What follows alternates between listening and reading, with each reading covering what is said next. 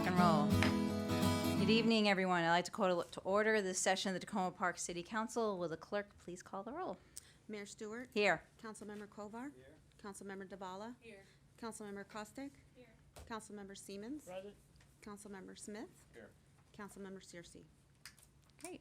Thank you, everyone. We have one change to our agenda this evening. We have a proclamation for International Pronouns Day, but that is it for our meeting today. And then looking forward, next week, Wednesday, October 23rd, we begin the meeting with a public hearing on charter amendments regarding the elections.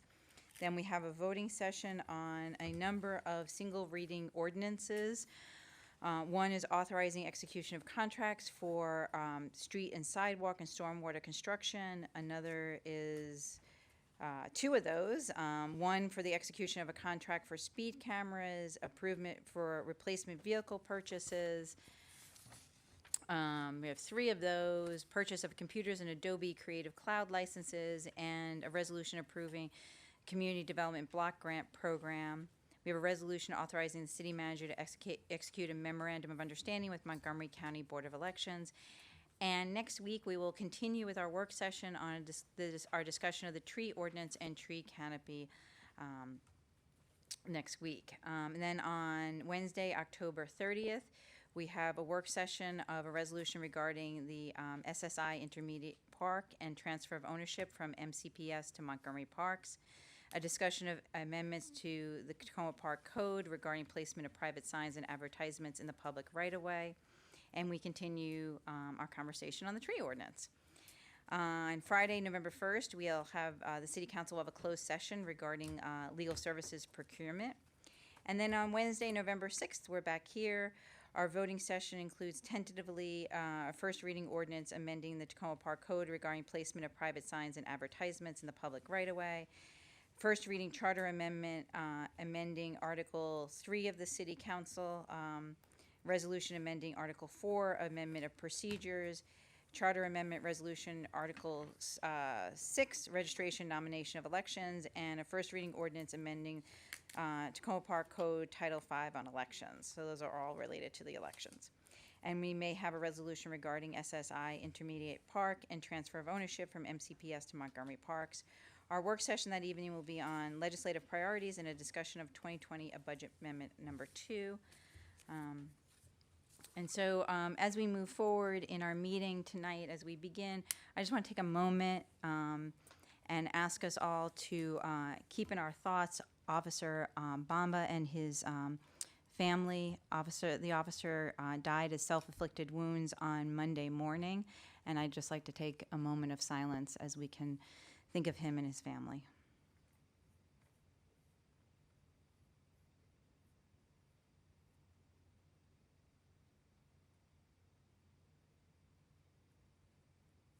Thank you.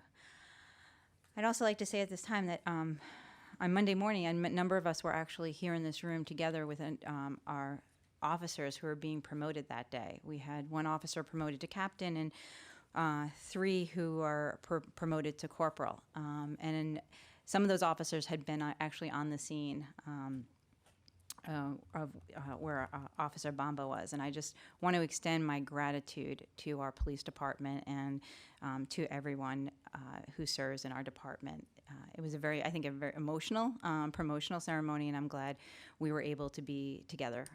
And I'm just very thankful to the officers who are being promoted and their dedication to our city and the residents. So thank you. As I said, we have a proclamation we added today. October is speeding by, and the third Wednesday of October is International Pronouns Day. I'll read the proclamation. Whereas Tacoma Park takes pride in being a welcoming, caring, and diverse community that strives to uphold individuals' human rights and to dignity. And whereas just as we don't assume a person's ethnicity or race by appearance or name, it is important not to make assumptions about the gender of another person based on that person's appearance or name. And whereas referring to people by the pronouns they determine for themselves is basic to human dignity. And whereas being referred to by the wrong pronouns particularly affects transgender and gender nonconforming people. And whereas transgender youth are at significantly increased risk for depressive symptoms and suicide, according to the American Foundation for Suicide Prevention and the Williams Institute, 41% of transgender individuals have reported attempting suicide, compared to 4.6% among the general population. And whereas using the correct personal pronoun demonstrates respect and creates an inclusive and supportive environment, just as using a person's chosen name can be a way of respect to them. And whereas International Pronouns Day seeks to make asking, sharing, and respecting personal pronouns commonplace, now therefore I, Kate Stewart, Mayor of the City of Tacoma Park, Maryland, on behalf of the City Council, staff, and residents, hereby recognize October 16th, 2019 as International Pronouns Day.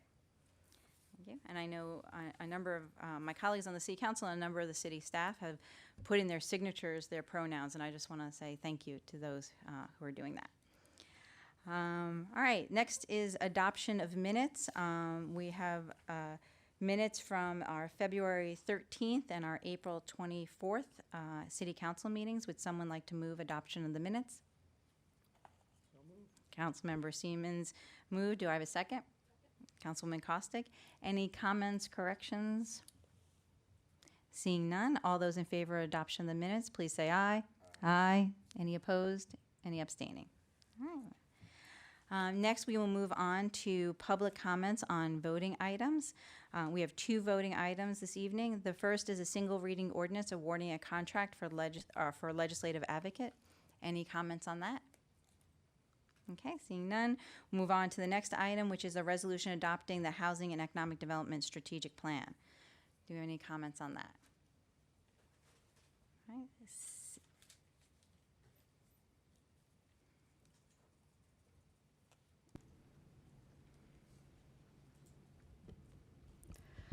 Colleen Cordes, Ward 1.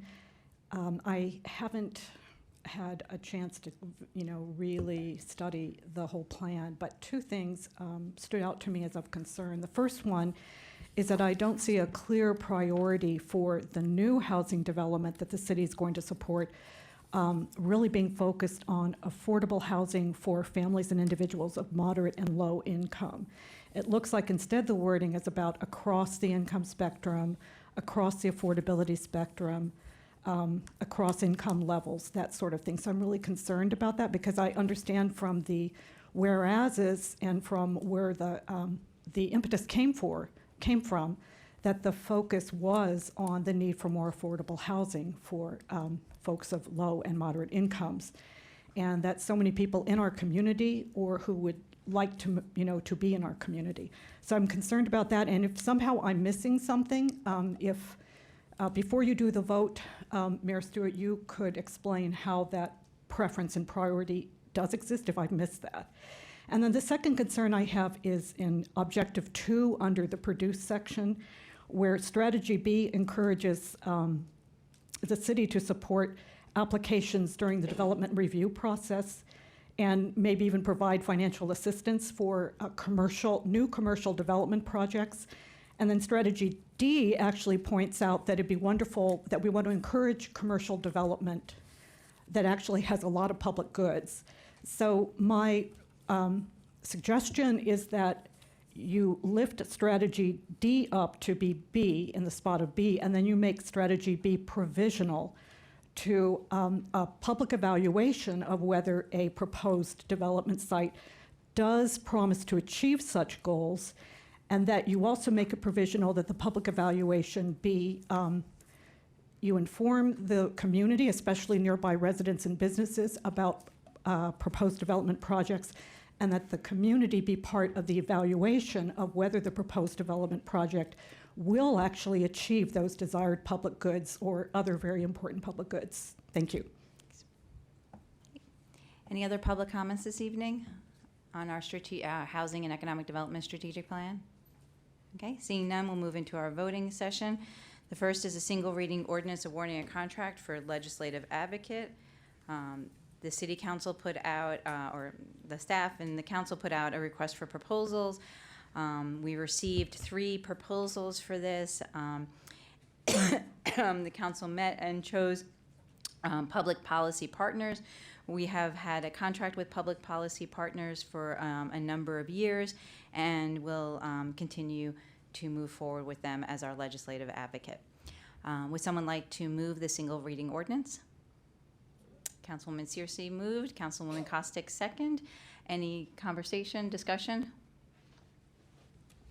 Okay, seeing none, will the clerk call the roll? It's a single reading ordinance. Mayor Stewart. Yes. Councilmember Kovar. Councilmember DeBala. Councilmember Costick. Councilmember Siemens. Councilmember Smith. Councilmember Searcy.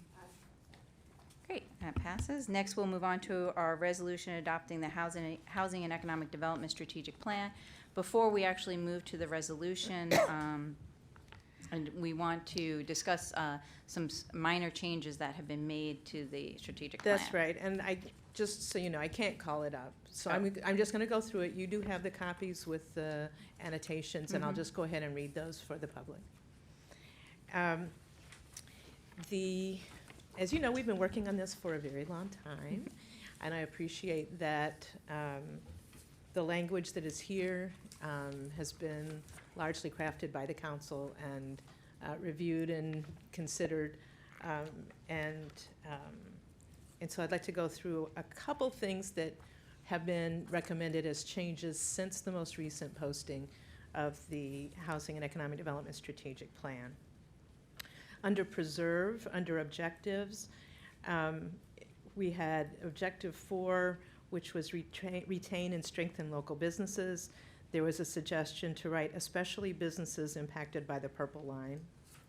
And a fifth objective, which is implement and enforce anti-discrimination and race equity provisions in City of Tacoma Park, Montgomery County, State of Maryland, and federal policies and regulations. And then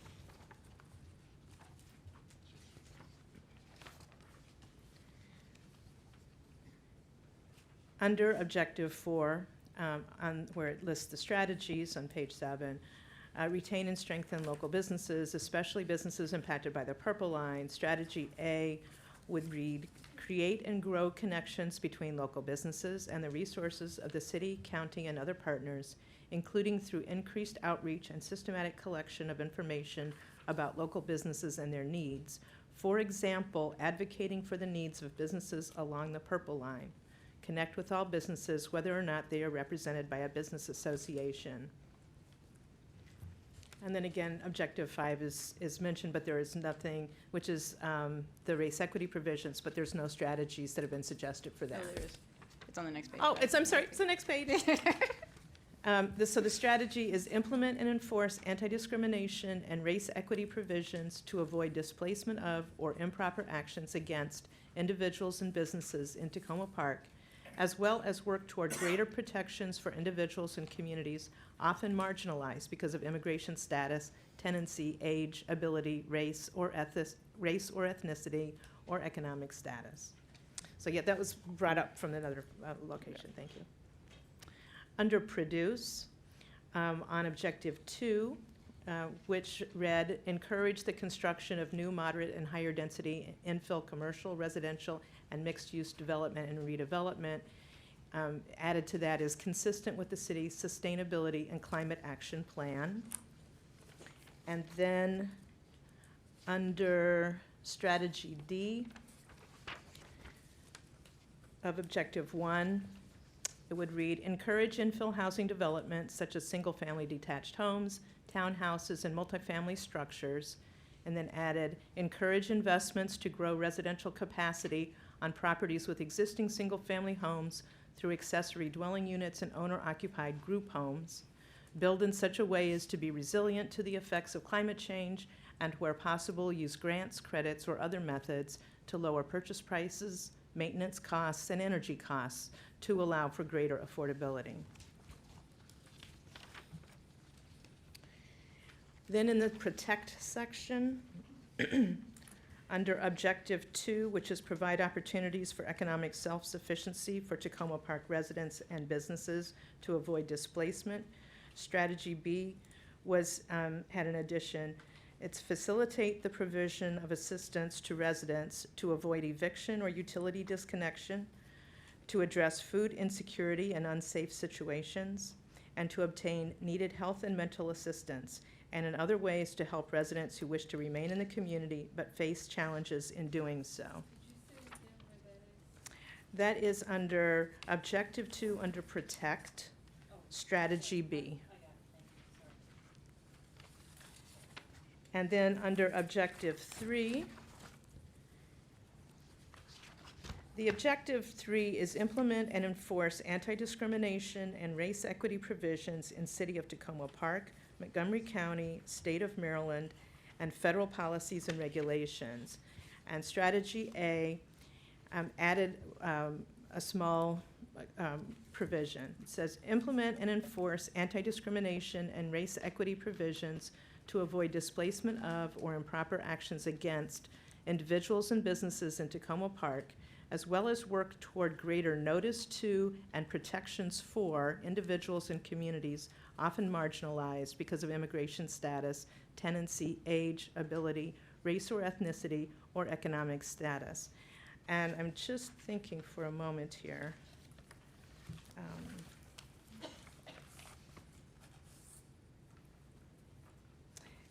Mayor, on the, under the first place where we added in the race equity provisions, under preserve, the strategy A, which is on page 9, the top of page 9. That was taken from the same so we have to make the language, same but it didn't change. add the notice to and protections for. So Yeah. I'd like to suggest that that be consistent. Mm-hmm.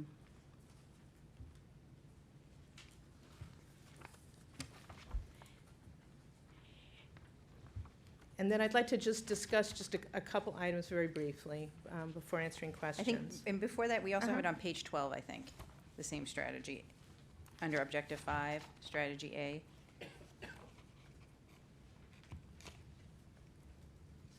Yep. So greater notice of and protections for. Yeah.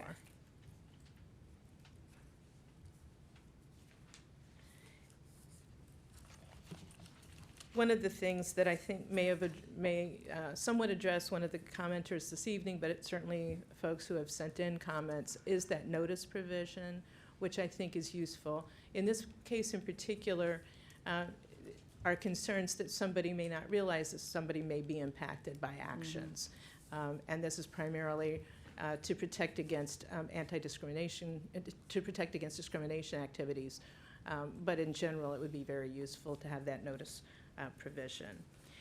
There was the question about is new construction and new housing something that would be targeted towards affordable for low or moderate income, and that's not the case. It is to be shown to have a variety of impacts, a variety of opportunities for people of different incomes.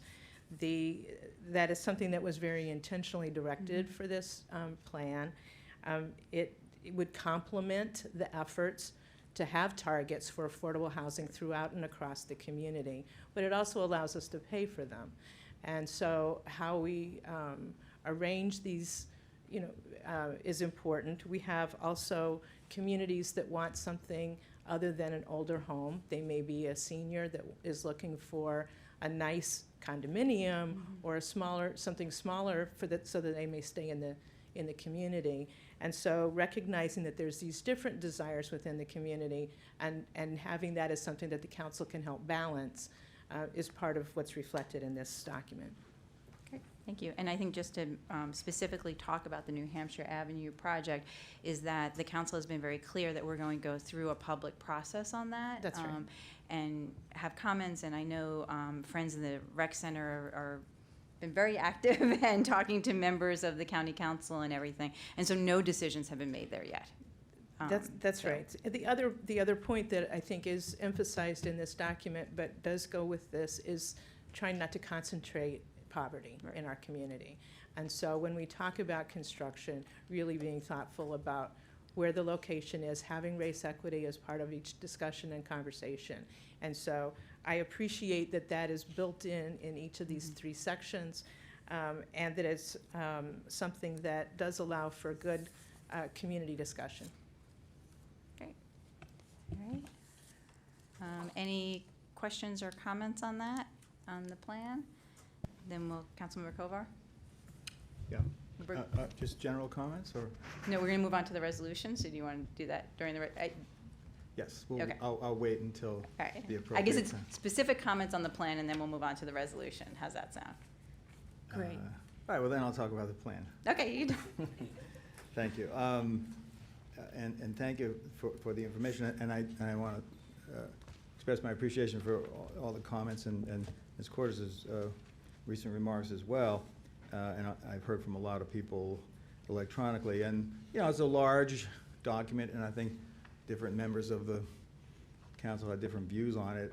I thought it was important to have a lot of specificity in the plan, and over time, I think a number of things were added that I think really helped, which was to ensure that racial equity and concerns about climate change were really built into it all the way through, and that we weren't just talking about that at the beginning and not ensuring that we had it throughout the plan. So I think that's an important thing, ensuring that the purple line was mentioned. I thought it was really important that we talk about, in a more explicit way, our ability to have partnerships with outside organizations to help us promote some of the kinds of development that we want, as well as that we would actively pursue zoning changes in areas that we thought that made sense, working with other levels of government to do that. And so, you know, it became more specific as it went along. People understandably say with strategic plans, well, you know, why not just pick 3 things and do just those 3? And my experience in other areas, not specifically on the city council, it's kind of dangerous to do that because you pick 3 and then these external factors pop up that stop you from doing 2 of them, and you're suddenly left with 1. And so I prefer what we've done here, which is to say, look, these are all the areas that we want to work on, and then we'll move forward. And some we may not be able to make as much progress on because of outside factors, like what the state legislature does, what the county does, what's happening with the economy. But we've said, we've laid down a marker for all the areas that we want to work on. And so that way, I think by having a lot of things in it, we're not just negotiating against ourselves. And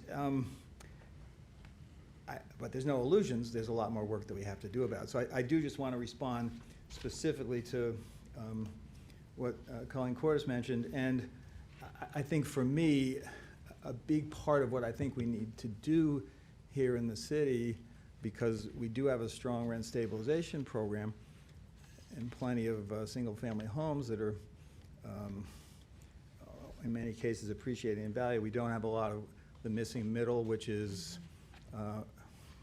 housing for people who maybe want to purchase, can't afford one of the bigger houses, kind of in my neighborhood, among others, but don't just want to rent. And so to me, when we say across the income spectrum, to me that's about kind of getting that range so that we're not limiting it to just one type of housing. And I think also, and the county has rules on this as well, in some cases when you have larger developments, you have a mix of market rate and affordability, and it becomes much more difficult to get bigger multifamily structures constructed if you don't have a combination of those kinds of things. And so to me, and I thought a lot more about it and read it more after I heard from you earlier today and talked to other people on the council about it, and I think it's the range helps, by specifying that range, it helps us get there, particularly when we also have in there the language on racial equity, the language on developments that don't result in economically segregated communities or increase existing economic segregation, the importance that we're going to, the emphasis on implementing and enforcing anti-discrimination and race equity provisions, and encouraging expansion of housing types that aren't represented in Tacoma Park with residents of various needs, incomes, abilities, which of course includes those who are disabled in family configurations. And then finally, adopting targets that will be consistent with the regional targets that the board of the Washington Metropolitan Area Council of Governments, or COG, devises. And so I think for us, as part of this region, it's important to join in with that. So I understand the point. To me, I think in total, this gets us where we need to be on that point without locking us into something that might end up making it harder for us to achieve some of the affordability that I really personally care about a lot. So that was a really long answer. I apologize. I am going to vote for it, and I think with the rest of the work that we have to do to make it a reality, we can ensure that I think some of the things I just talked about are central to it. So thank you. Councilwoman DeBala? I did have a couple of specifics about the wording and that I had sent around by email. It seems like a come down after the grander statement, but specifically, someone suggested that we focus our local business efforts on the Purple Line. And while I think the Purple Line is a great, adding it to the strategy is a great and necessary thing, and it was missing, I don't think that we want, as a matter of long-term objective, to focus businesses only on the Purple Line impacted businesses. There are lots of local businesses. There are lots that fall outside the jurisdiction of the two two business associations that that really could use the assistance that the city can offer now that we have an economic development program. So I would like to suggest that we not make the change on page 5 and Objective 7 4. for the objective 4, but that we do stick with objective 4 strategy A, where we're talking about advocating for the businesses along the Purple Line, because it should be highlighted. No, I did as see a your email and strategy. no one else responded, so So I'm people sorry would to like drag to everybody into it right now, but comment on that, or we're looking at objective 4 under preserve. The suggestion had been made to edit this so it said retain and strengthen local businesses, especially businesses impacted by the Purple Line. Could I And- offer a comment on that? Sure. Unless somebody else wanted to. No, you can go ahead, Peter, you have the floor. I'll hit my button in a second. Well, I will, of course, defer to my friend from Ward 6, but when I looked over there 30 seconds ago, I didn't see you there, so, because one of the reasons I think it's useful to have this is because back, it seems a long time ago now, when we had the outside consultants, the Cloudburst Group from Laurel, present to us, something that really struck me in their presentation was how big the impact of the Purple Line was going to be on the community, and particularly on affordability in that part of the city. So I thought it was really important to call it out. It wouldn't bother me if instead of saying especially businesses impacted by the Purple Line, we said including businesses impacted by the Purple Line, and that would maybe just knock it down a touch, so it was clear that we wanted to remember that, but we weren't going to put that above everything else. But that's all I have to say. But then including makes it sound like we don't think it's part of our other Well- businesses already. I don't know. Yeah, I mean, I think it's important, one, to think about the time frame of this document. You know, when we initially talked, it was, you know, the expectation is that we're talking about 10 years or less in terms of when we would be working towards this document. The Purple Line will fundamentally change our city in a way that, quite frankly, we are behind the ball with addressing. There are already businesses in the Crossroads corridor that are seeing their rents increase substantially. They are perhaps being forced to close in a way as a result of the expectation of what may happen along the corridor. So given that we're talking about a 10-year span, I think given the limited resources that we have to prioritize the businesses and development that will happen along the Purple Line. If we don't, I mean, if we had a plethora of money and we could just do lots of programming that would help all of the businesses, facades, not saying that we're not, but I do think it's important for us to emphasize the segments of the city where businesses will be shuttered if we don't intervene. And that's something that I think is really important for us to call out. Now, do we want to call it out in terms of the objective? I mean, I wouldn't necessarily fall on my sword if you wanted that objective statement to be, you know, more general. However, I think it's important for us to not say, for example, or including, but especially. Okay, we can do that in the strategy. That sounds good. All right, but,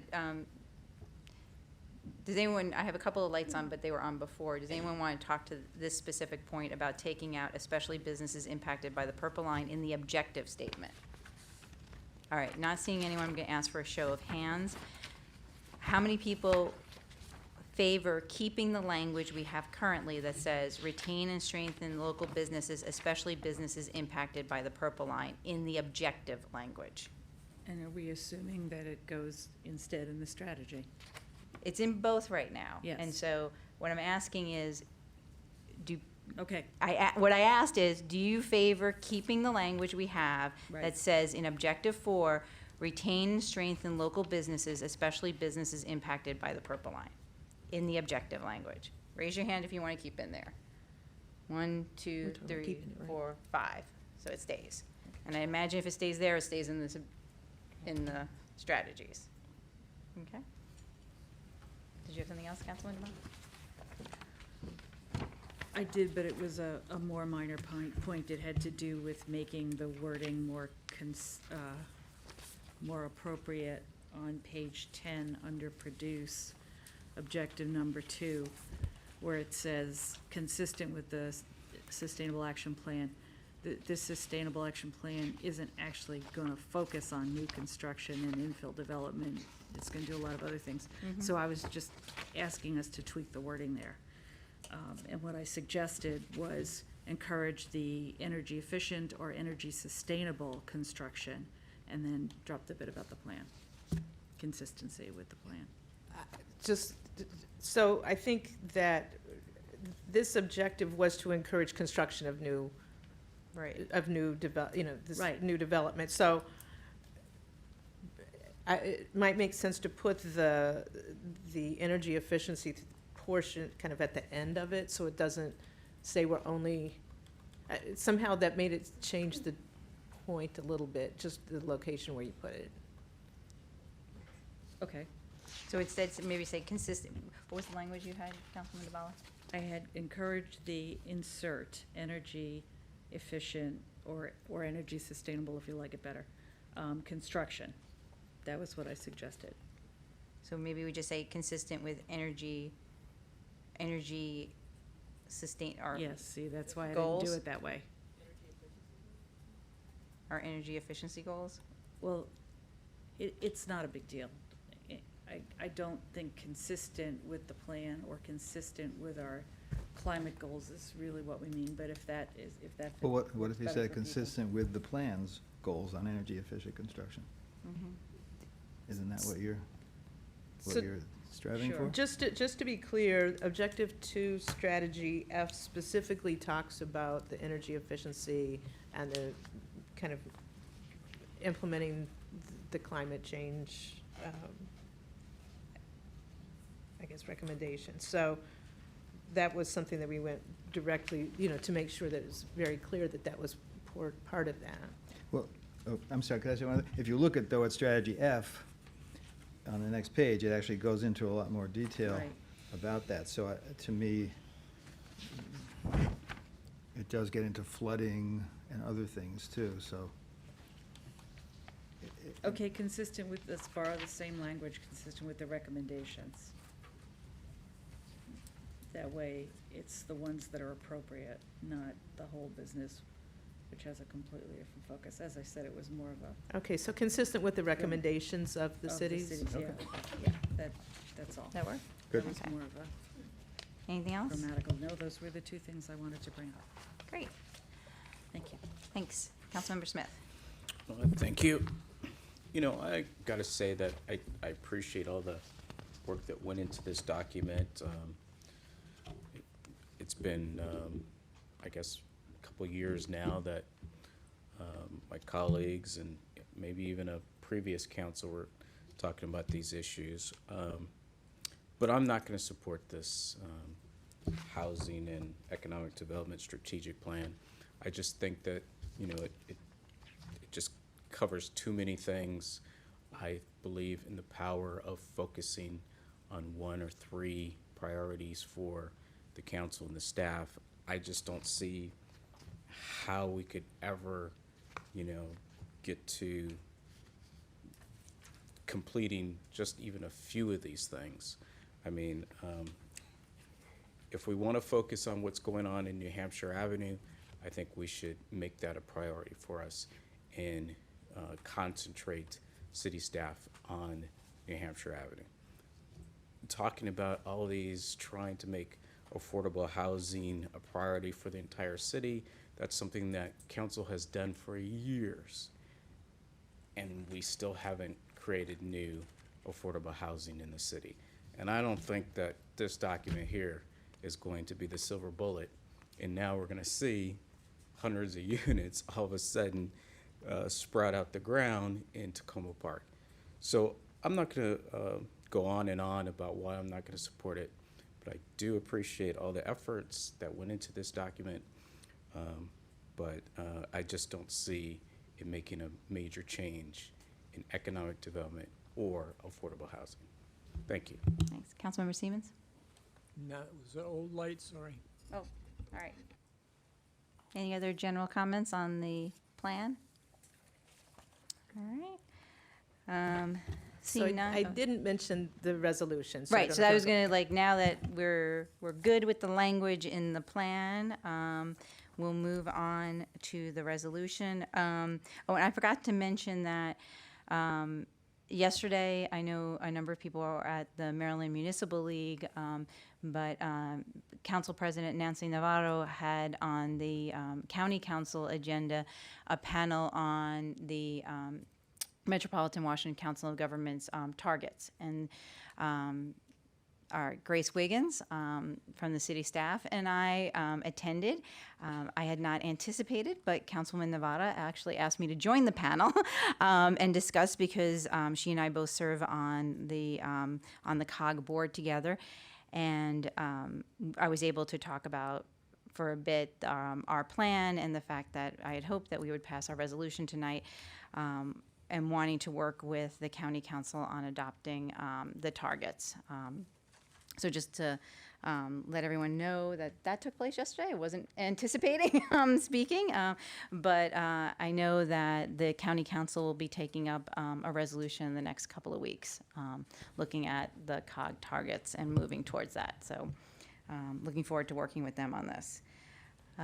So now we have the resolution. I think for the resolution, nothing has changed yet in the resolution that was posted last week. So the resolution language that people have in front of them is still the one we're looking at. I just want to call out a couple of things in particular.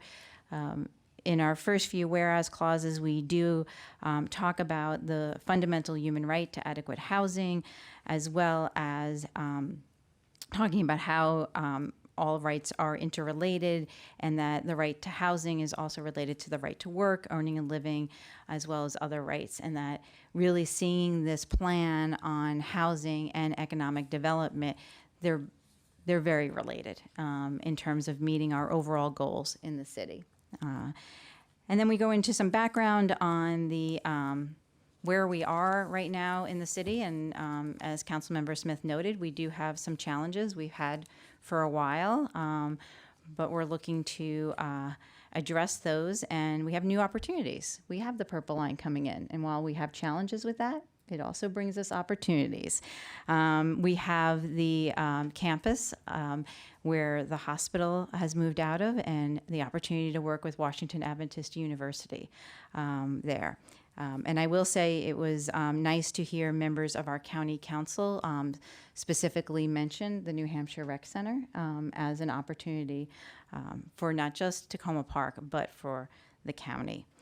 In addition, the resolution pulls out the themes of the strategic plan: preserve, produce, protect. And also talks about, as I think Councilmember Kovar has rightfully pushed us to do throughout this process, which is think about what are the implementation steps and when are we going to get there and do that. And so it very specifically points out at least 7 things that we are going to take up pretty much immediately and work towards. And I do want to note that in June, this past June, the staff, the city staff that works on housing and economic development, did present and implement the implementation plan, and that's still up on the city's website. So I know the staff have been hard at work putting in place all the pieces that need to be there so that once we pass this resolution and adopt this strategic plan, I don't want to say they're going to hit the ground running, because I feel like they've already started doing that. But at least they're not getting too far ahead of us. I think we can catch up to them. And I just want to, again, thank the staff for all their excellent work on this plan. And I think with that, I don't know if anyone else has any other. Councilwoman Searcy. Yeah. Yes, I just want to say thank you.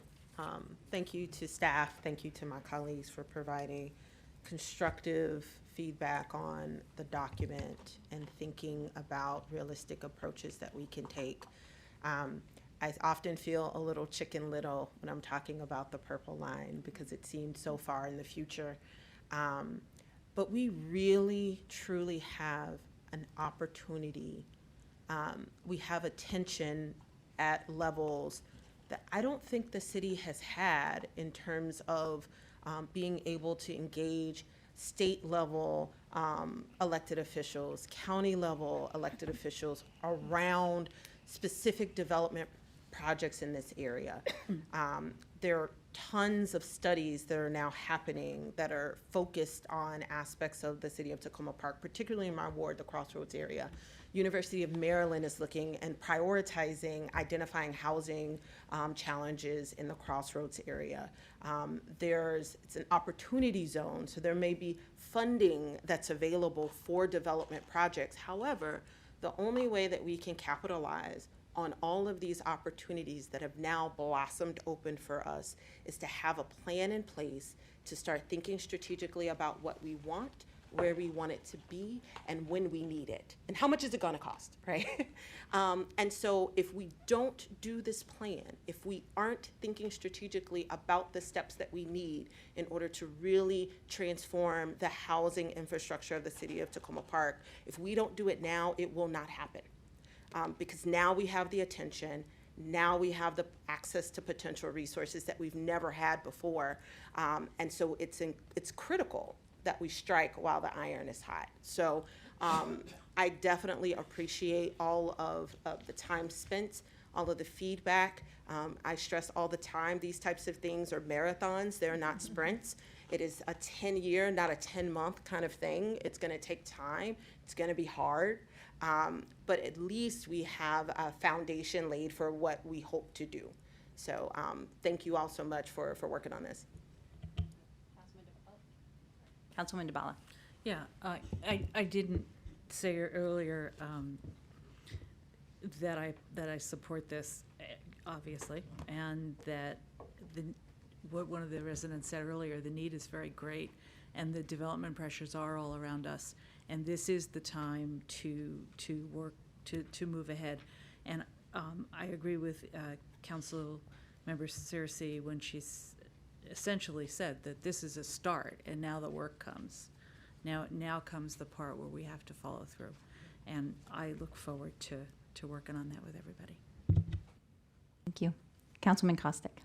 Thank you. I want to echo everyone's thanks regarding this plan.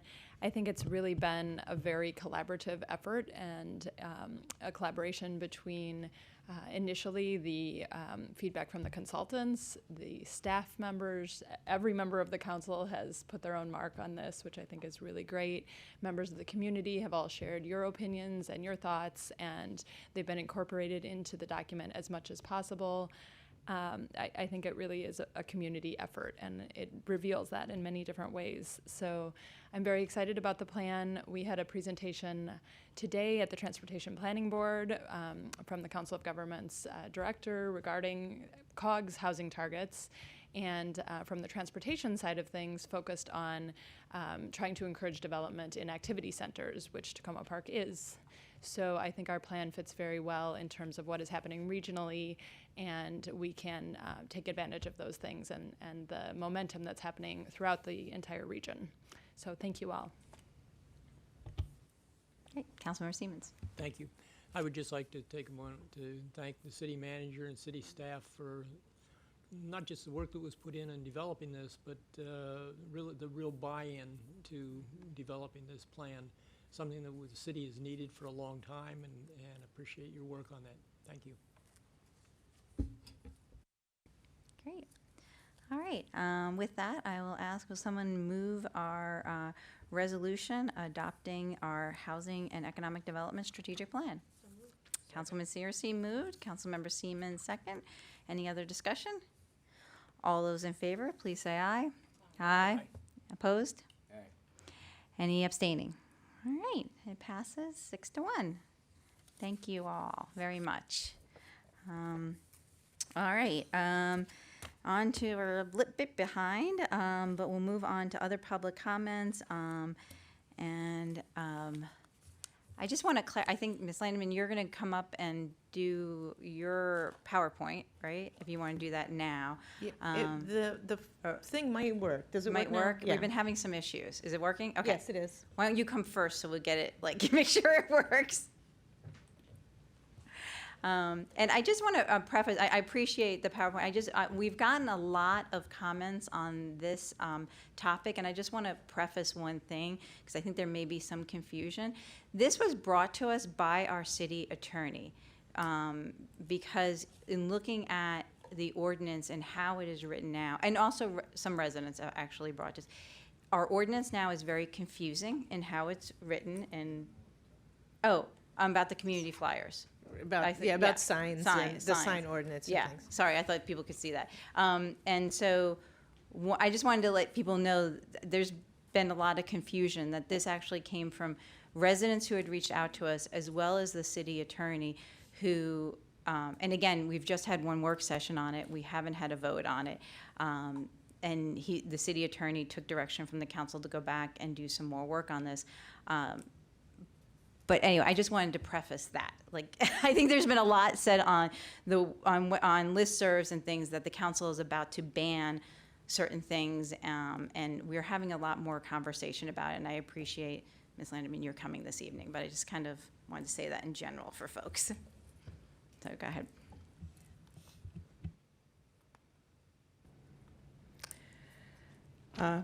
Jessica Landman, Ward 1. Good evening. I am here to talk about the proposal that is slated for a vote on October 30th. So I know I'm early, but I'm early because I think this is an important conversation that needs to begin early, and it seemingly came out of nowhere. And I'm quoting from the document. It is to establish a blanket prohibition on the posting of private signs in the public right-of-way. This proposal, as written, should be scrapped. Flyers do not, in my opinion, contribute to visual blight. What do I need to do here? Okay. Particularly, or often block the sight lines or create a safety hazard, which are all things that were said in the document that was circulated. The signs being shown on the screen right now are from the last 2 weeks. These flyers are about yard sales, memorial services, lost pets, church bazaars, and the sacrosanct Boy Scout pancake supper. They are a much beloved way of communicating, and they draw our neighborhood together. And they reach people who aren't necessarily on listservs or online. I'd like to argue that doing away with these flyers is actually going to have a disproportionate impact on the people that the city keeps saying it wants to best protect in terms of our racial equity and inclusion efforts. They're less likely to have access to other sources of information. And yes, the existing ordinance is old, but so is the First Amendment. It can be left alone, I believe, as written. It allows the posting of flyers by individuals and nonprofits. It has reasonable limits on location and duration. And by the way, OTBA, for instance, their signs are posted in the public right-of-way along Laurel and Carroll, announcing city-sponsored events. I like those signs. I hope you don't want them to come down, too. We do not need this ordinance revision. It is going to greatly restrict public speech. And to avoid a theoretical First Amendment challenge, to the contrary, in my view, this is going to spark a First Amendment challenge. Based on comments from my neighbors who have been voicing frustrations, as you said, on my local listserv, many people want the city to enforce less, to not spend our tax dollars to remove flyers from telephone poles or other such locations. I feel as if this got sparked when flyers that I had helped to prepare about a meeting of widespread public interest got yanked down before the event had even occurred. And that seemed to us like a First Amendment issue. If we need to ensure that flyers have a date and are promptly removed if undated or expired, we can do that already under the existing ordinance. Empower passersby to remove expired flyers or commercial flyers, which many people do already. Let's free up city employees to tackle real safety hazards like my pet peeve, vegetation blocking our sidewalks. If there's an occasional sign that blocks a right of way or a sight line, remove that. But leave our neighborhood community flyers alone. Thank you. Great, thank you very much, and thank you for the PowerPoint. All right, any other public comments this evening?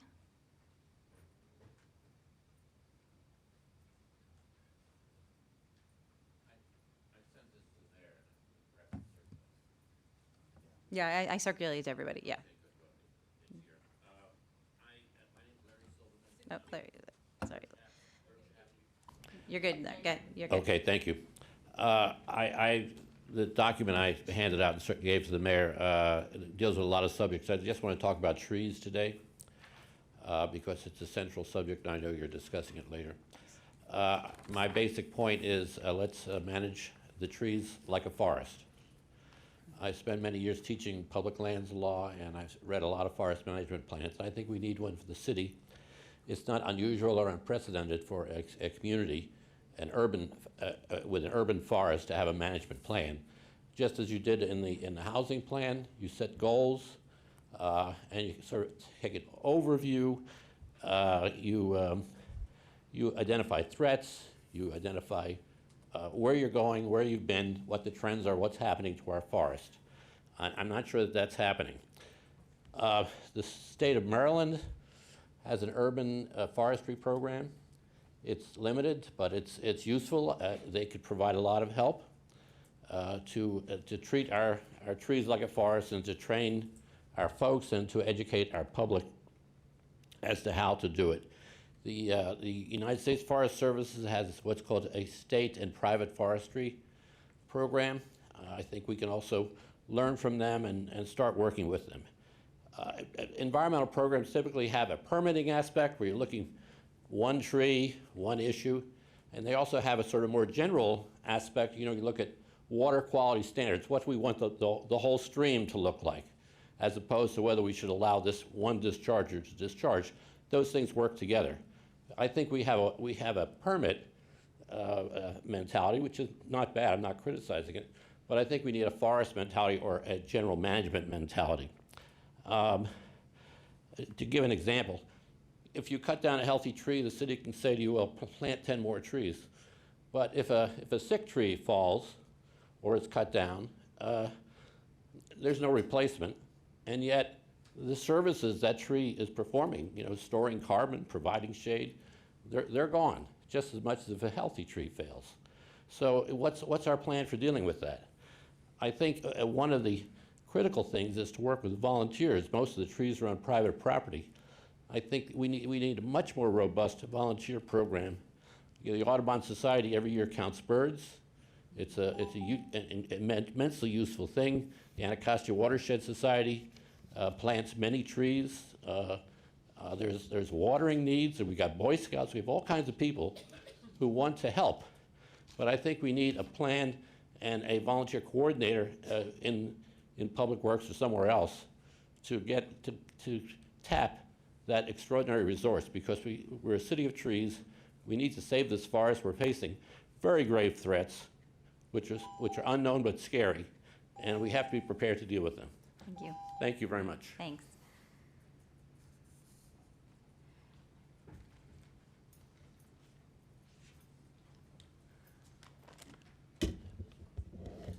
Can you tell I'm a Blair graduate? Buddy Daniels, 908 Prospect Street. On November 1st and 2nd, the Montgomery Blair High School Alumni Association will celebrate Blair's 85th anniversary and 20 years at the University Boulevard location. It's hard to believe. It's been 20 years past since New Blair opened in the fall of 1998. But they have. I can look in the mirror and I can tell you they have. The 85th 20 celebration starts November 1st, Friday night at 6 p.m. with a home football game, followed by post-game parties for multi-class gatherings by decades in Silver Spring. On Saturday, November 2nd, from 10 to 12, there'll be a tour of Old Blair, and I'll be assisting with that tour, and that's going to be a lot of fun. From 5 to 6 on Saturday, there'll be a tour of New Blair.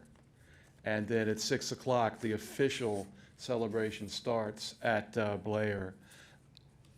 And if you're interested at all, and many of the people in our community are, you can go to blairalumni.org and you can get the entire schedule. And again, this is sponsored by the Blair Alumni Association.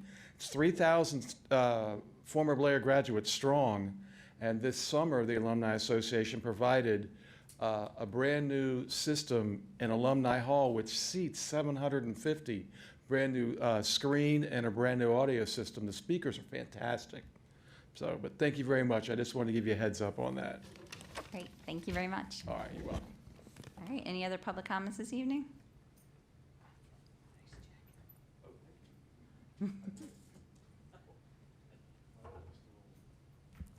Colleen Cordes, Ward 1. I had just a couple of things related to trees that I think you're going to be discussing tonight. And the first one is the question of how long of a period to post that there's a temporary permit for neighbors and other residents to, to file an appeal if they wanted to. So I just want to say that that our experience on the Tree Commission is, first of all, that there aren't that many appeals by neighbors of a permit decision. But the other thing is that if you think about shortening that period,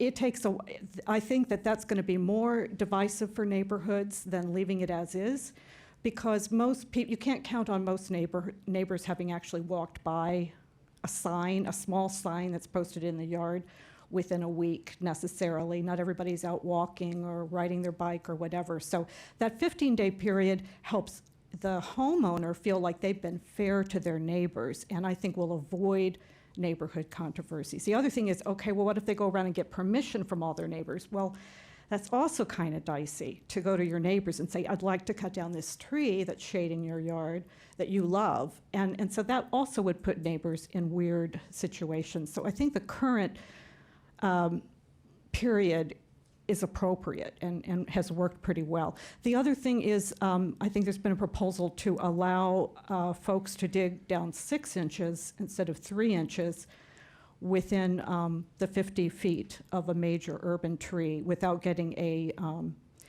tree protection, a tree assessment, tree impact assessment or tree protection plan. And I recall that our urban forest manager was not in favor of that, and I assume that's because in the top, 10 to 18 inches is where most feeder roots are. And those are not the structural roots that hold the tree in place. They're actually the roots the tree uses to bring in water and nutrients. So that extra 3 inches you're considering allowing people to dig up and disturb could have an impact on the health of trees at a time when they're already facing a lot of stresses. So I just wanted to bring that. Thank you. Thank you very much. Any other public comments this evening? Okay, seeing none, we will now move on to council comments. Any council comments? You guys are done for the night? Councilwoman DeValla. Yeah, thank you. First, thanks to the police for putting up a temporary mobile traffic sign in Forest Park neighborhood. It's been very much appreciated. Secondly, there's a fair amount going on in a suddenly very short time in one stretch of Ethan Allen Avenue. And on the list, there's been some confusion about the project. So I think last spring, Jackson and Ethan Allen, no, longer ago than that, 2 houses were approved at Jackson and Ethan Allen. There is nothing going on that lot that anybody sees, but at 432 Ethan little bit down the road, there is activity and people have asked about it, and that is the proposed 3 new houses in back of the 2 that are there now with a little cul-de-sac. Also something that the council talked about at one point. And third, there was a pre-submission meeting, there's not actually a filed proposal yet, to put one house on the other side of the street, on the south side, the wooded side, to put to subdivide an existing lot so that it's stacked. Here's the road, here's 2 lots, one in back of the other, with the idea that at some point there would be a house there, and that would be into the woods that are private property through that ravine there. So I just wanted to straighten that out, because it's unusual for that much to be going on in a couple of blocks all at the same time. I did go to the MML meeting. I attended a couple of classes for the Academy on Local Government, and found the open meetings one to be particularly interesting. And I also went last night to a Friends of Sligo Creek meeting that showed a bunch of water quality data, not the public sector stuff that we already have, but a number of the studies that have been done either by nonprofit groups or by research scientists, whatever, and I have the notes on that, and I'll be getting the slides. So that was interesting, because water quality in Sligo Creek is something that we've all been following for a while. Thank you. Great. Councilmember Smith. I would also like to join my colleague and mention that I did attend the Maryland Municipal League's fall conference. It was well organized. This was the largest number of elected officials in Maryland that have attended the fall conference this year. Over 600 people were there. So I would like to thank MML staff for doing a great job on this. Today I had a meeting with city staff and CPDC, the owners of the 407's Essex House property. One thing that I would like to alert my colleagues about is CPDC is trying to get a 5% rent increase for all or majority of the tenants in this property. I don't think that this is an appropriate increase, so this may come before the council, so be prepared. Tomorrow there will be a MML meeting in the great town of Barnesville. I've never been. It starts at 6:15. I can't make it. I have another obligation, but it should be a great meeting. The agenda includes meeting with the county CAO and OMB director to talk about tax duplication. We will also get a report out regarding the county's position on 5G small cell installations, and the county will also let us know about the money that's coming in from the county cable franchise agreements. So if any of my colleagues get the opportunity, please attend the meeting. And finally, I just want to congratulate all the police officers that were promoted the other day. It's great to see officers continuing their excellence here in Tacoma Park and getting opportunities to move up through the ranks. Thank you. Councilman Kostick. Thank you. I was also at the MML conference and attended a number of really great sessions. One in particular I wanted to call out was called Design for Civic Engagement, which Councilmember Kovar and I attended, and he has the coveted book. There were only a few copies, and he rushed up and managed to get us one. So we can pass that around and share with staff. Yeah, it was. I'm sorry, I didn't see you. We were up in the front. It was an excellent presentation and a lot of really interesting data and connections between how the environment is designed and actually potentially promoting civic engagement. Everywhere from do signs rather than don't signs, like do run, do play rather than don't smoke in this park, those sorts of things. So it was really interesting things to think about. I also had a chance last week before that to observe a cooking class for teens that is run by Crossroads and through a grant that the city provides. And it was a really great opportunity to spend some time with some teens and see their process of learning about cooking, about nutrition, utilizing math skills in the process, and just generally having a great time. And then finally, I wanted to announce a couple of upcoming events this Saturday. There seems to be everything known to man is going on this Saturday. There's a Safe Routes to School event called Arrive Alive that the PTAs are organizing at Northwood High School in the morning from 8:30 a.m. to 12:30 p.m. The co-op is having a community celebration and fall member meeting from 12 to 4 in the afternoon.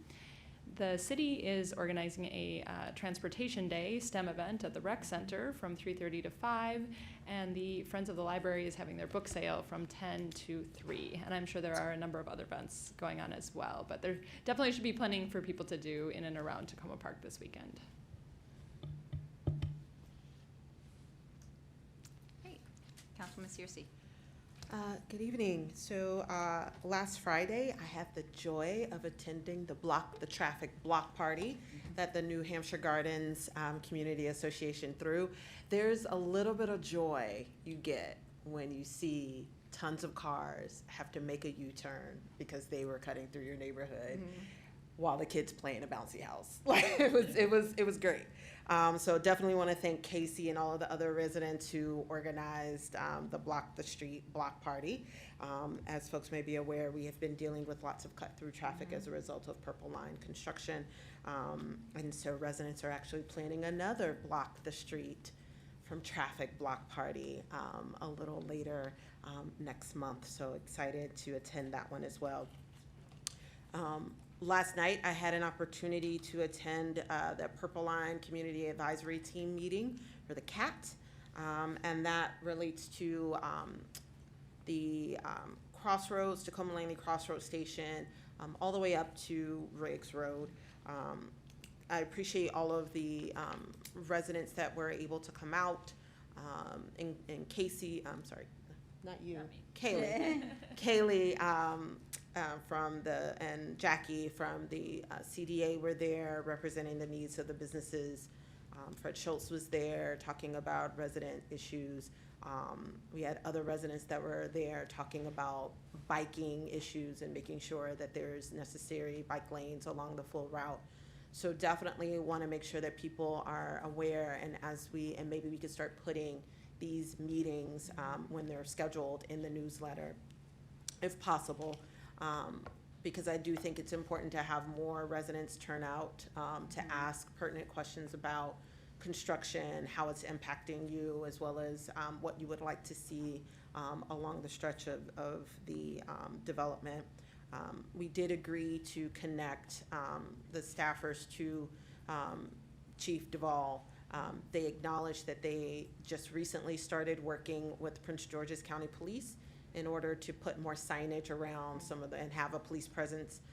However, I don't believe that they said they've been working with Montgomery County, but I don't really think they have. I think it's been more Prince George's for our stretch, and maybe they're working with Montgomery County in other parts. So they agreed to meet with us, and definitely will continue to work with Councilmember Tom Hucker and MTA and SHA and all of the transportation A's to get some consensus around some of the traffic calming needs that we're going to have, not only during construction, but also after construction. I do have a quick update in terms of the Hillwood Manor Playground, and we'll definitely send a note out to Hillwood Manor residents. So we recently heard that Parks is planning, and they're working with their staff to work on regrading and top dressing the open space at Hillwood Manor Playground, which should make it a little flatter in some areas. Hopefully won't have as many divots. And they're still meeting to try to plan on that, but that will likely be the first thing that they're able to do. Thank you, Daryl, for following up with them in terms of stormwater management. We were informed that they may have some money to deal with some of the flooding that's happening of the playground, but they would need to collaborate and work with us when we're doing street work. So this is where it's great that we plan ahead, because we already have this project in the SIP. And so it was really easy to say, yes, we're doing it. This is when we're doing it. Yes, please come and prepare to do the stormwater management. They're dealing with some staffing issues. However, they have told us that they hope to start as early as next year with the design process for the playground. So I'm thinking we're probably gonna be thinking more spring, summer, because they have to hire a couple of designers. However, the hope is that folks will start to see some changes in the playground as early as this fall. So I just wanna make sure that residents are aware of that. Next, I've received so far, and Jesse has received, 2 traffic calming petitions. One for Lurch and Kitlan, and one is for the 7600 block of Wildwood Drive. So we're working with residents. I definitely encourage those residents who are putting together petitions to please let me know, so that we can make sure that you're familiar with the process and we can kind of work through all of the different needs for the various sites. We also have a meeting scheduled with residents in the Lurch and Kitlan area on October the 26th. So Daryl and Chief Duvall will be there as well to talk to residents about some traffic calming that they need there. Lastly, I will be at the rec committee meeting tomorrow. So I'm excited to talk about rec services and what we may be able to do at the rec center in the future. You're gonna be there? Yeah. Awesome. I'll see you there tomorrow. Thank you. Great. Councilmember Kovar. Thank you. A few things. I know we have a big agenda still to go to. Last week on the 10th, I attended, outside of our jurisdiction here in Bethesda, the Community Choice Energy event that our delegate Laura Charkoudian was part of, and she made a presentation on that issue. And this is the idea of, which is allowed in a number of states, it's not allowed in Maryland, that a municipality or a county, for example, could develop a system by which efficient energy could be purchased or made available for residents. And it was actually one of the goals that we had defined as a council, that we were hopeful that the Maryland Municipal League would sponsor for its legislative priorities. That didn't happen, but we are still pushing for it anyway. And actually, one of the things that kind of emerged from this meeting was we may want to think about sending a formal letter on to the Montgomery County delegation. There were 2 representatives of the Montgomery County government there who are involved in their climate change and environmental work, and they're very actively pursuing it and actually doing a lot of really amazing things on climate change, some of which dovetails with what I think we're hoping to do. I actually felt a little optimistic after attending that about climate change. So I just mentioned that. I was at the Maryland Municipal League meeting also. I was at the same meeting that Councilmember Smith and Costick were at, and I did show an unwanted burst of speed to grab that book, because there weren't that many of them. But I'm going to post it and send it around, because I really think people might be very interested, and there's online information. And what it really does, just to summarize it, is to sort of try to blend physical health, mental health, and social health into one entity or agglomeration that a city would then work on promoting through creative use of space in civic life. I thought it was a really great presentation. One of the other things that I was at featured a couple of people who spoke about cell towers, and I believe we did get an update recently on this from Mr. Dan Weber through our participation in the lawsuit that we're involved in. But there was a recent U.S. Court of Appeals decision that opened things up a little bit more on small cell towers, particularly in areas where there are historic districts. And I'm thinking we've talked in the past, or at least I have talked in the past, about maybe we would make a few additions to our cell tower ordinance, in particular, for example, on language translations and so on. And this might be another one that we should take a look at once the lawyers have a chance to check it out. And the only other thing I wanted to mention was that the one other announcement is that and I think this is in Jessica Lemon's photo essay on this Saturday. I don't think Councilmember Costick mentioned this one. The Presbyterian Church Bazaar is also this Saturday, the 19th, from 11 to 3, I believe it is. So, and that's at the Presbyterian Church on Tulip. So I hope people would want to go there too. Thank you. Great. I just have a couple of announcements. Piggybacking on what all the work Councilwoman Searcy has been doing on the Purple Line stuff, we do have a commitment from Councilmember Hucker, who I got to see a lot yesterday, to work with us to pull together a meeting with the new CEO of the Purple Line, SHA, MTA, and others. So he is just helping us do that now, so stay tuned for a date on that.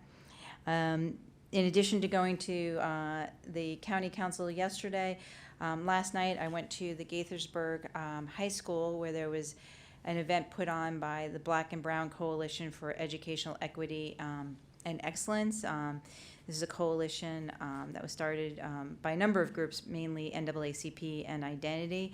And it was really an excellent presentation and event looking at the achievement gap in our schools in MCPS. And I know they're planning on doing more with it, and it was just a good opportunity to kind of look at some of the data that's been out recently and disaggregated by race, and the work that we need to get done in the county on these issues. So I just want to thank everyone who participated in that and put it together. It was a really great event.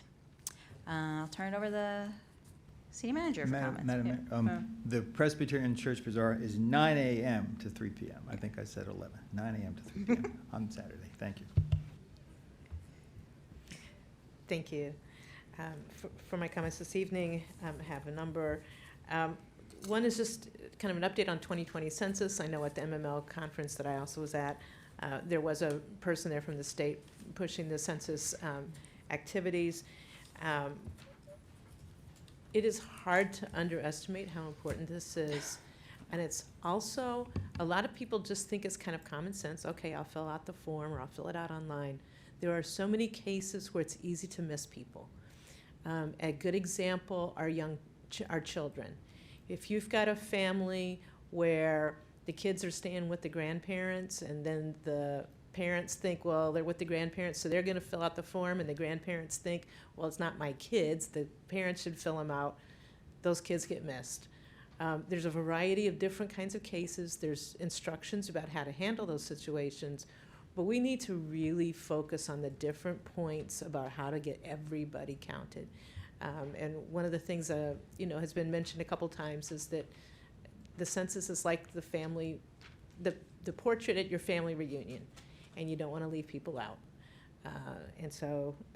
And it means a lot to our statistics, to our money, to our sense of self. So we do have information online. We've got a lot of materials. Our staff has been working well with the county and others to try to put things together. I will say Prince George's County has a wonderful website on it, so we're trying to share the information around. Wanted to just give an update on the library design project. It got delayed just a little bit after discussions with the council in terms of getting the contract put together. And I know Councilmember Kovar was interested to know how that's going. Recently, the architect, Greg Lugmeyer, met with library staff to go back over the concept designs that were from some time ago. Are they still realistic? Are there things that, what would the other operational needs and interests from the internal point of view? The detailed design, including the preparation of construction documents and permitting, is expected to last 12 to 13 months, about 7 months or 8 months before we get to the construction design. What is to come back to council before then is when there's enough conceptual information to get some estimates, some cost estimates. That really is something that comes back to you to have a full discussion so that you know how where we are standing on that. Yes? Just a couple of things about that.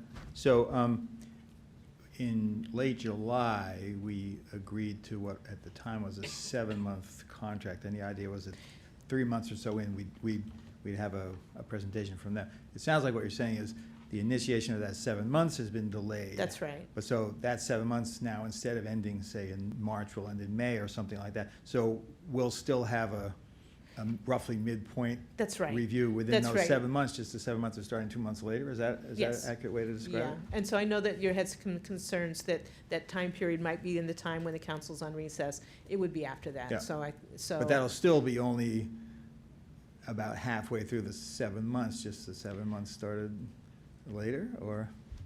Yes. Okay, okay. Yeah. Thank you. You may see people around the building, they've been doing surveys, the more detailed surveys related to the floodplain. So if you see surveyors, that's probably why.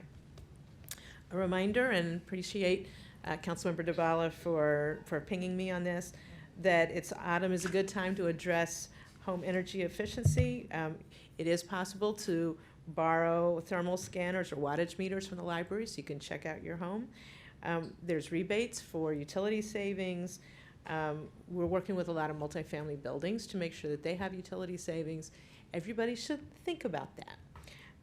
And many savings, energy upgrades are low cost or free. We have right of first refusal properties. These are properties, when rental properties are placed for sale, the city of Tacoma Park, the tenants, and the city and Montgomery County all have the opportunity to purchase the property under city and county law.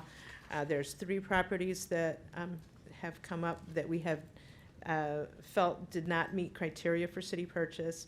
Those are 127 Lee Avenue, 54 Walnut Avenue, 7727 Carroll Avenue.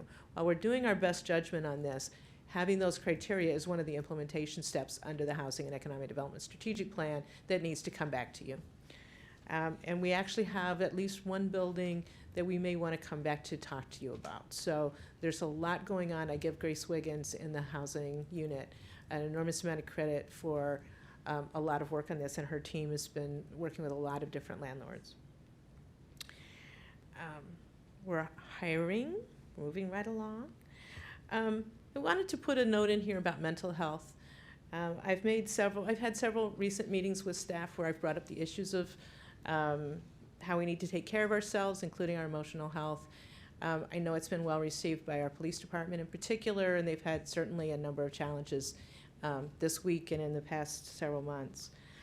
The city has a good employee assistance program, and so we encourage people to use that individually, as well as we bring in representatives, as we did this week after the officer killed himself in Silver Spring, because our officers had responded to that, and we appreciate and want to help so that they feel taken care of and can address that at that traumatic event.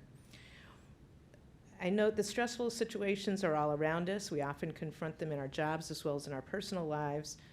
We usually think about mental health only when there's a crisis, when there's a traumatic event. And I had to say, my son put out a tweet that I felt was really helpful, and I've quoted it here, which is, this is what he had sent out on World Mental Health Day, which I think was last week. My only World Mental Health Day advice is that mental health is like physical health. It's not a clean line between healthy and not. Sometimes you get hurt, sometimes you get sick, sometimes you need treatment, but you can always be more healthy. And it just was a good reminder that mental health isn't just at crisis time, but it's all the time. And so I wanted to share that, and it was helpful for me, so I thought it was good to share. Final note, the Deputy City Manager and I will be at the International City County Management Association Conference starting this weekend through next Wednesday. It's in Nashville this year. Looks like a wonderful program, and so we will not be at next Wednesday's meeting. But Ms. Braithwaite will. So she'll hold down the fort.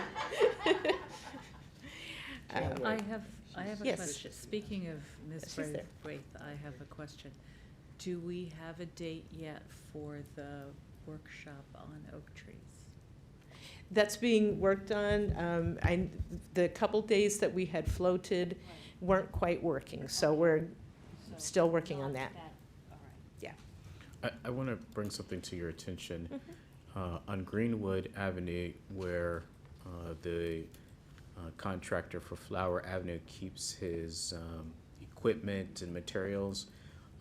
This past week, the gate was open, so anybody had access. So you might want to remind the workers to lock the gate. Okay, thank you. Okay, great. Let's move on to our very long list of work sessions tonight. The first, a discussion of community development block grant program project, and am I turning this over to the city manager? Or? I think I can handle it quickly, although I'm we have sorry. Ms. Maybe I Grisby. didn't see you back there. Yes, she's here, so we can handle this together if we need to. The Community Development Block Grant Program provides flexible funding. We are anticipated to get for the FY 2021 year about $91,000. In the past, the council's taken the position that because these aren't, it's relatively a small amount of money in general, and capital projects are easier to work with that kind of money as opposed to a lot of constraints on other kinds of projects, to devote these to capital projects. What we are recommending is that for the FY 2021 year, the funds be set aside for various ADA streetscape improvements in CDBG eligible areas. Potential project sites include a section of Maple Avenue, Ritchie Avenue, one side of Carroll Avenue from Ethan Allen to Jefferson, Carroll Avenue between Merrimack and University. These are areas that will count for the CDBG eligible work. And so we recommend that move forward. One of the questions that was raised appropriately was, what is the race equity impact? And it's very difficult to get census data that matches up with wards and some other kind of block information on this that's at all up to date. However, we did have our planning intern do some work. And so we will have that information on next week's agenda cover. But to give you some information, in the 5 tracts and areas that are eligible for this, they're all at least 50% or more non-white areas. In the areas of Ward 5, the dominant group, the demographic that has the largest number are Black or African American, but that's less than 50%, so it's a mixed area of people of color. In Ward 4, in the area that's kind of Piney Branch Road, Mississippi, Geneva, the dominant group is, again, Black, African American in the 50 to 70% range. In wards 1 and 4, Piney Branch, Maple, Philadelphia, Ritchie area, again, the dominant group is Black, African American, 70 to 90% that's in the area that would be affected. And in Ward 6, Carroll and Lockney area, the majority group is Hispanic or Latinx, however that gets categorized in the next census will be interesting, with that of a 70 to 90% range. So clearly it is majority people of color. We've tried to get the best information as we can, but it's very difficult to apply how these eligible areas apply to the census tracts the way they go through Tacoma Park. We will have that information on the next one. Great. I very much appreciate you looking that up and replacing what's here for next week. Councilwoman Costick? Thank you very much. I'm really excited that the proposal is to use this for sidewalk work. I think it's really important, and we have a lot of sidewalks that really need attention. Yeah. And going back to the presentation we were talking about from MML, that was one of the things that was talked about in terms of maintenance and the importance of people seeing that their city is being taken care of as well. I was wondering, are these sidewalk areas currently on a list in terms of expectation to get to, and where are they kind of in the plan of which sidewalks you're thinking of working on, as well as how far that 91,000 can go? Because I would imagine that can't do maybe even a full strip of any one of these. I don't know. Ms. Braithwaite can probably answer that one better than others. Part of the idea is that we would join that money with city money, so in order to make it go a little further. In terms of where we are in the list, I think through the last budget process, I produced the list of ADA work for city sidewalks, so we have a remaining list there, of which, because of the CDBG eligible areas, is limited to a section of Maple Avenue and Ritchie Avenue. We also have funding for State Highway ADA work, so the assumption is, depending on when those projects move forward. One of the items we listed was Carroll between Merrimack and University Boulevard. We're really hoping State Highway is going to do that. I don't hold out a whole lot of hope. So You can keep trying. there is, the possibility of using that money to move that project along. That's a state highway route. It truly is their responsibility to do, but based on prior conversations, it certainly is not a priority for state highway. So it's really hard to say. It's a very small amount of money as relative to ADA work goes. But depending on the annual budgets, we'll just proceed. We have a list, kind of a planned list for city sidewalk ADA work. We have not yet prioritized the state highway work. We've gotten engineering data from our engineering firm that worked with state highway that identified defects on state highway routes, but we haven't turned that into a priority list yet for where we're going to work next on the sidewalks on the state routes. In general, this is like a puzzle where we can use the funds that apply to it. We fit that in. Councilwoman DeBala? Yeah, two questions. One, what did we spend the money on last year? Flower Avenue. Flower Avenue, thank you, just so that everybody Right. in the listening In audience. fact, that's been for a couple years. Yeah, so this is good, I like this.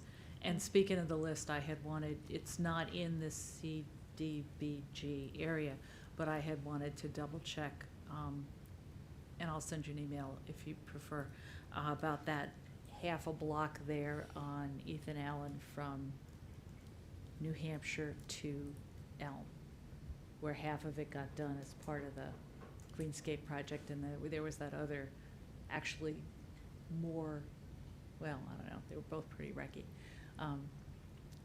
bad shape. So we can just double check on that. Thanks. Great. Councilwoman Searcy? I just want to say thank you for trying to push forward on Carroll Avenue between Merrimack and University. I know that this has been an area that we have been trying to get State Highway to do some work. For folks who are not familiar, there's nothing there. It's miserable. It is horrible. And we've been working to try to get State Highway to do something for a long time. And I think it's important for us to not, because of politics, force businesses and residents to have to continue to put themselves at risk, especially given construction that's happening in the area. So thank you for pushing it forward. Councilwoman Costick, do you have something else? Or you're good? Oh, no, sorry. All right. I think So we'll bring this back we'll with the come back corrections and on the vote. cover. All right, next we have a discussion of contract for speed cameras, and this is good news. This is good news, and we have our deputy chief here as well to And I know answer we- some questions. We have him to thank for finding this too, don't we? Well, yes, I mean, I think a couple things have happened. One is we do look at our contracts and try to keep them up to date and refreshed and make sure they're accurate. Recently, we were looking and seeing that we were actually losing money on our speed cameras. Part of that is a good reason, and that has to do with people who don't speed. That is the point, so that we can have safety improvements. It's not a money generating purpose. Nevertheless, we don't want to lose money. And as we had some discussions with the contractor, Conduit, they said they had recently had a new contract with Prince George's County, which was far more favorable terms that we can write on.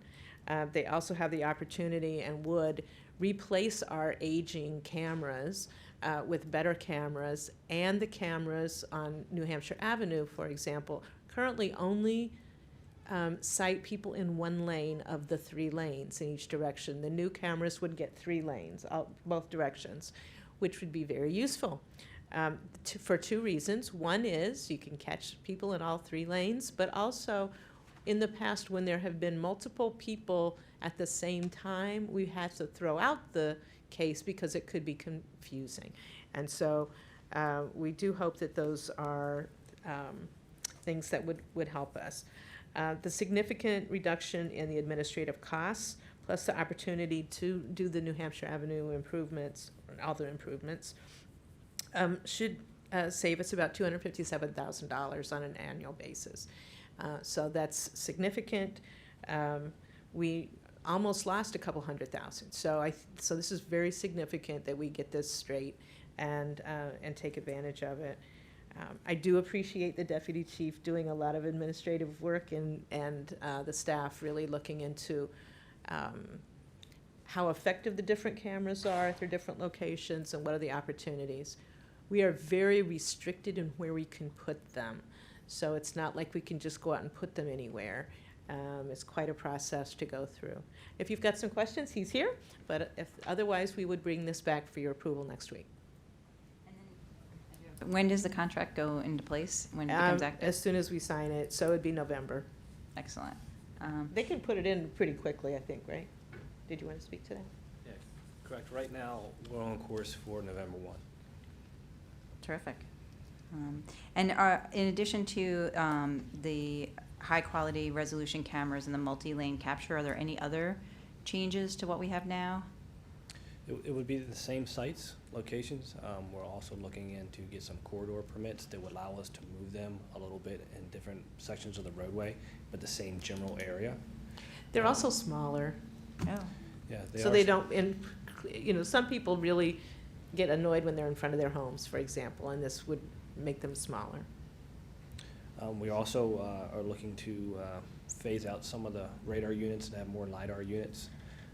Radar, if you understand, shoots out in a field, where LiDAR pinpoints directly to an individual car through a laser. But the new radar units that we are going to be getting, because we're replacing all of our 9 cameras with more robust units, are actually 3D tracking radar, so they can track more than one vehicle in one lane at any given time. Okay. All right. Oh, and now all of a sudden we have lots of lights. Okay. Councilmember Siemens. Thank you. Thank you for your work on bringing this to us. And I certainly support saving money and even generating more money for the city, but I'm a little concerned on every time this comes up with the speed cameras that we say we're not doing it to make the money, but we really make money on these things. And my question is, these cameras have been doing, we've been told by, police department, have been doing an excellent job of keeping accidents down. If the true purpose of these is to keep accidents down, when did we last evaluate that area of New Hampshire Avenue to see if we have a bigger problem that we need better cameras for? I don't think we've done a recent evaluation. We certainly, compared to before we put the cameras there, what the number of accidents were and that kind of thing. But we've not taken them out to see. But we've been told, the council has been told that these cameras were really effective in significantly decreasing the accidents. And my question is the benefit of catching more people anything other than making money? So partly we do think that there has been some increase in some of the speeding in the lanes that aren't caught on New Hampshire Avenue, and there have been a few more accidents in the recent years when we've gotten the police report. So there's that. I appreciate your question, but I don't know more than the answer. I will say that what the monies can be spent on are very much are targeted only to public safety. So they pay for the people that monitor the system and the folks who do the other kind of traffic enforcement work that we have. It pays for 3 officers, or 3 staff people. A good thing, but No, I appreciate the question. But that's generating money for a good purpose. That's Is right. different than not really being interested in generating the money. We don't, public safety. I firmly believe that if we did not have the cameras, we would have a significant problem. How we document that, I don't know. Open to talk to you about that. Thank you. Councilmember Kovar? Well, I was going to ask about how the money is used. You answered that. Mhm. But it does sort of seem to me that if we can cover all 3 lanes instead of just one, that'll be a controlled experiment of a sort. That's right. And then we We'll can see have what that happens with that. information. We'll be watching it very carefully. Thanks. And we do always present in the annual police report that information. I would just add that, ladies and gentlemen, traffic safety is public safety. Speed is one of the most major contributors to any kind of accidents, and it creates a higher degree of severity for any kind of impact. So the more that we can control someone's speed, and that speed limit is there and it's established by engineers for a reason. So the more we can keep people within that speed limit, the more we can reduce accidents if they do occur and the severity of those accidents. This is one endeavor in law enforcement and public safety that we hope to put ourselves out of business. We hope not to have these speed cameras, but they do help to reduce. And each year, if you look at our speed cameras and our statistics, the number of violations are lessening each year. That means the programs are working in those locations. We would like to put them other places, but unfortunately with the law, we are very restricted on where they can be. Councilwoman DeBala? Yeah, I think my questions were answered. I was gonna ask how many cameras, somebody said 9. I was gonna ask about the accidents, and I thought that I had seen some information, maybe it was older, that you had sent me about before and after the cameras, in terms of safety and reduction in accidents. So Yes, that's in the annual report, but we Yeah, can so- send it to you again if you. yeah, so maybe you'd like to circulate that, because I Okay. found that really interesting. It's nice to make money, it's nice to spend money, but it's also much more important to see the safety results. So thank you for finding this contract, and thank you for sending that information to me. Councilwoman Costick? Thank you very much for finding this. You were talking about being able to register cars in multiple lanes. In cases like on Carroll Avenue where you have cars going opposite directions, is it possible to get cars going both ways, or is it still going to be limited to just one direction? It's not registered car, it's being able to track the vehicles. If you think about radar puts out a field, basically, okay? When cars come into that field, they're captured. The old radar units, you've ever heard the term Doppler radar? When we had the radar cameras and you're sitting on the side of the road, you understand what car is traveling, even though if you have a group of ones, by listening to the Doppler sound. The higher pitch of the sound will tell you the car that's going faster, so you have to go by visual and you also have to go by sound. When you're in a police academy, we actually have to start to visualize these cars coming down and rate their speed and then hit them with the camera or the speed camera, and we have to be within 3 miles an hour in order to be certified. So you have to be a pretty good judge of character. Computers don't have to do that. They have to. So can you see it going both ways or not? Yes and no. He's like, he's getting to it, he's building to it. Computers are able to pick them out and are able to track them now. It's not just in a field, so they're much more advanced. That's why they can track the 3 lanes. But they can only track the vehicles in the lanes in which they are facing. Okay. So if the cameras are facing like lanes 1, 2, and 3, that's what they'll get. They will not get them on the other side of the road. That would be a secondary camera. Okay, thank you. Councilmember Smith? Thank you, Deputy Chief, for your work on this. Can you elaborate on what it takes to pick a location? Why is it so difficult for you to move the cameras? Is that state law? It has to do with a number of things. It has to do with state law. It has to do with the environment. It has to do with the trajectory of the area. It has to do with the capabilities of the radar units or the LiDAR units. Each one have their own technical nuances. So there's a lot of things that come into it. They actually have to do a study in each location, and there's very restricted rules by the state government. We have a little bit more flexibility than some places in the state, but not very much. All right, thank you. Great. All right, seeing no more questions, I think we're done with this one. Thank you very much. Thank you. Next is discussion of memorandum of understanding with the Montgomery County Board of Elections. Yes, and I would like to just talk about this for a moment and make one little correction that will come up next week, just so you know. So this has to do with the agreement to hold in the same location elections for the 2020 and subsequent elections, sharing the locations with Montgomery County. The Board of Elections and the city clerk have been working with the County Board of Elections to develop this memorandum of agreement or understanding, which is attached. And we feel that's a very useful agreement. It provides for a lot of cooperation moving forward. So the key provisions of the MOU is on the cover sheet. I do want to go through because there is one place where I want to make a clarification. The first is that the city election will be separate and independent from the election conducted by the county board.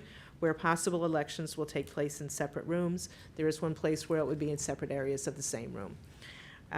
The city and county will share the cost of a greeter at each precinct who will provide information and assist voters in locating the correct voting room. So the third bullet, this is where there's a little bit of change. It says early voting for the city election will not be available at Montgomery County early voting sites. However, there will be information available at county's early voting sites to advise Tacoma Park residents how to vote early in the city election. The actual MOU does not preclude us being at a location that they're also doing early voting. It's just not that it would still be it would not be together, and it would be a separate arrangement. So, for example, it may be that the city decides that it would like to have a day of early voting at the Silver Spring Regional Center, where many people go for early voting. That could be negotiated or worked out with the county, so that's not precluded by this agreement. So where it says it will not be available, we're changing the wording for the cover for the next week's action. The MOU is fine. It talks about that we can work together in various ways. The MOU anticipates that the two entities would cooperate for the benefit of voters to provide information about how to obtain additional information about the election and how to request absentee ballots from the correct jurisdiction, and it will continue indefinitely.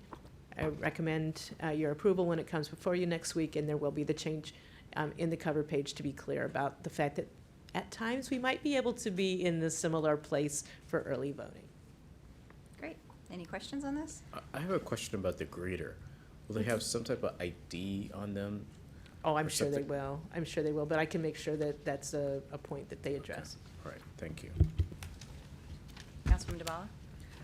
Yeah, I would just like to understand, so, instead of 1 or 2 voting sites, we'll have 5 now in the city, because there'll be 5 different polls. But they'll be separate from, so people will essentially have to Go to 2 lines. go to 2 lines. They'll have to check in twice. They can't, because we have a different voter list, if I understand this That's right. correctly. We have more expansive voter That's right. list. They can't check in with this county to vote in the city election. That's right. So it's essentially It's 2 processes. just at the same day. That's right. Okay. And then some of the details about cooperation might get worked out later. Right, and it may be on a site-by-site basis. Okay. And I got a little confused on absentee ballots with faxes and emails, and We follow our process. so again, if someone is going out of town and they want to get an absentee ballot, it's not an absentee ballot. It's 2. In two, There's a from city 2 one, and then different- there's a county one. And is there any way that once this MOU is in place, that something more cooperative might get worked out on that? That's or is that possible, not- but it's not right away. Not likely, okay. I'm not gonna say not likely. Not, okay, just not possible right now. Okay, thank you. Councilmember Kovar? Thanks, yeah, I feel like the physical logistics will be okay, although at the beginning it might be slightly confusing, but I think just to follow up on what Councilmember DeBala just said, the areas where there could be confusion would be on early voting and absentee ballots. And it seems like there's a little bit of wiggle room, not in a bad way, in the memorandum of understanding for us to, for us to get or ask or have the county include more detailed information about our election and vice versa and what they do. And I could just imagine, for example, somebody saying, contacting us saying, hey, please send me a absentee ballot without even knowing that there's two. And so those are the two areas where I think, like, if somebody gets in the wrong line, they can get in the right line or whatever. You know, that might be inconvenient. It's not like they've missed something. But if someone thinks all they have to do for early voting is to go to Silver Spring and then they go out of town and they find out later they didn't get to vote for us, then they'll feel upset. So that somehow bending over backwards on the absentee ballot and sharing of information on early voting strikes me as the biggest area that if we don't get it right, something could actually go wrong as opposed to just a little bit of an extra line on the voting day. So That's for right. what that's worth. Thanks. I think that's true. Yep. Great, all right, we'll move on now. That'll come back to us next week. The next is a discussion of technology purchases, replacement computers, and Adobe Creative Cloud licenses. I'm not going to do this one. I'll speak to that one. So these are just our annual purchases for computer replacement and our Adobe licenses that we get for a certain number of staff members every year. This year we'll be replacing 51 computers. We budgeted $61,000 for those purchases. This year we're actually going to start experimenting with replacing desktops with laptops that can be docked at a desktop, so that instead of purchasing desktops and laptops for certain staff members, we can just purchase one computer. I'd done that at a previous workplace and it worked out very well. And computers are much more powerful and capable of doing things now that they couldn't do yesterday, let alone 5 years ago when we were doing that. So I think that's the right move. We'll be getting a total of 51 computers, as I said, about $3,000 under what we budgeted. For the Adobe Creative Cloud licenses, we had budgeted $30,000, and we're going to get a few different types of licenses that come in at a total of about $20,500. So these, at least one of these purchases falls under the $30,000 threshold. We're hoping you'll reconsider when we bring the purchasing code back to you. So put that plug out there. But because we have the purchasing code that we have to bring even these budgeted, already approved purchases that come in under budget to your attention for approval.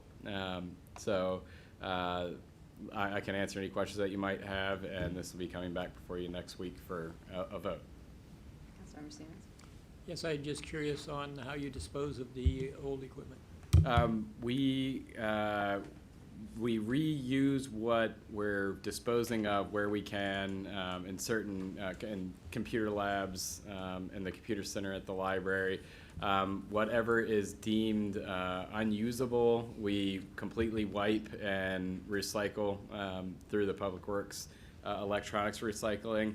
And the IT manager was actually talking to me late last week about the possibility of putting some computers that may still have useful life left in them for somebody else, either up for bid on eBay type site like we do with some of our fleet vehicles, and he had inquired about whether or not we could donate them. And I said I would actually have to find out what our capabilities were within our existing disposal rules for that.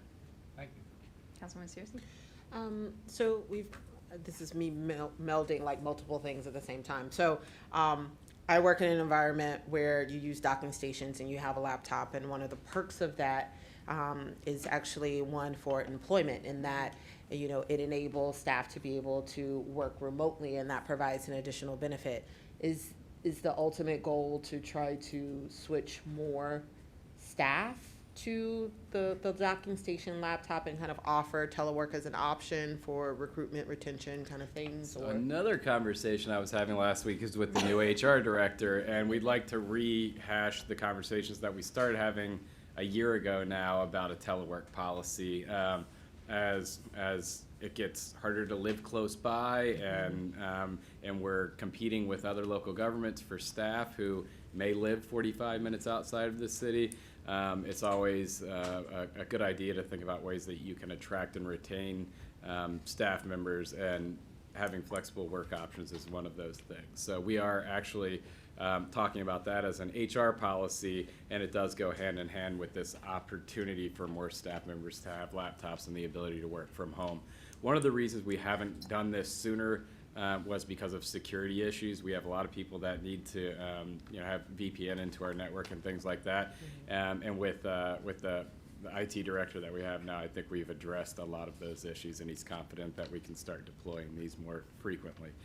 Like I said, these are the first 10 that we're purchasing that will be solely used for as both the desktop and a laptop, and we want to roll it out just so we make sure we can catch any issues that may arise. Great, thanks. Great, awesome. All right, this will come back to us again Yep. soon. Thank you very much. Next is our discussion of indefinite quantities. Contract for street, sidewalk, and stormwater structure construction. I like the name of this one. Right, it's, yeah, we Definite just quantities. call it IDQ often. But anyway, it's, for many of our projects, we have these two contractors on standby essentially, and we can choose and see who's available at a particular time for a particular project. We talked about ADA sidewalks. You need to have somebody go out and actually do the ADA sidewalks. So these construction projects include, in FY20, $500,000 for street resurfacing, $250,000 for new sidewalk and traffic calming design, $500,000 for ADA compliance. So what we look for is periodically go out to bid for an indefinite quantities contract. We received bids that allowed us to choose two different firms. They are ones that we've worked with before, NCI Construction Company and DNF, that's the name? Oh, so I'm missing DNF Construction. So the information on those contracts is included. I did learn, and we will change the race equity considerations. Both of these are categorized as minority businesses, so I thought that might be appropriate to acknowledge on this cover sheet. We have worked with these firms. They've been worked well with us over the years. I know that there was a question by Councilmember DeBala. It's not neither of these firms are the ones that she was referring to that had been complained about, which had to go through a different process. So Daryl Braithwaite is here if you need to answer any questions on it, but we'd like to have that move forward. Great. Councilman DeBala? Yeah, so just to clarify further, so these two contractors have been working for the city for some time, and I'd like to get Ms. Braithwaite's view on their quality and also their work with residents, their communications, if you will, skills. I had asked about a project on Lincoln Avenue that a number of residents had an issue with. This is not, neither of these is that contractor, and that was a question that I wanted to just clarify for people. Because when you add up the dollars involved, this is a lot of money, and it's a lot of work involving residents. So we want to make sure that we're satisfied with their work at this point. Sure, absolutely. The city has had an IDIQ contract for as long as I've worked for the city, so decades. One of the primary reasons for that is we don't want to come back to the council for every project that's undertaken at the $10,000 amount, and we certainly wouldn't want to produce a bid document for that and get proposals and go through that whole process. So this enables us to have an item by item, a line item cost for each type of thing, usually by quantity, square foot of this, cubic yard of that, ton of this, so that we can calculate and estimate what projects will cost. So we have those unit pricing. So it enables us to ask a contractor to complete a job. We have a clear understanding of what that job's going to cost, a clear definition by which they're going to charge us, and it's a unit rate contract. And we can facilitate getting multiple jobs done. 5 years ago, when we advertised for bid, we selected these two companies, NZI and DNF. We have a 3-year contract with 2 additional 1-year extensions. We've been very happy with the quality of work as well as the responsiveness of both of the companies.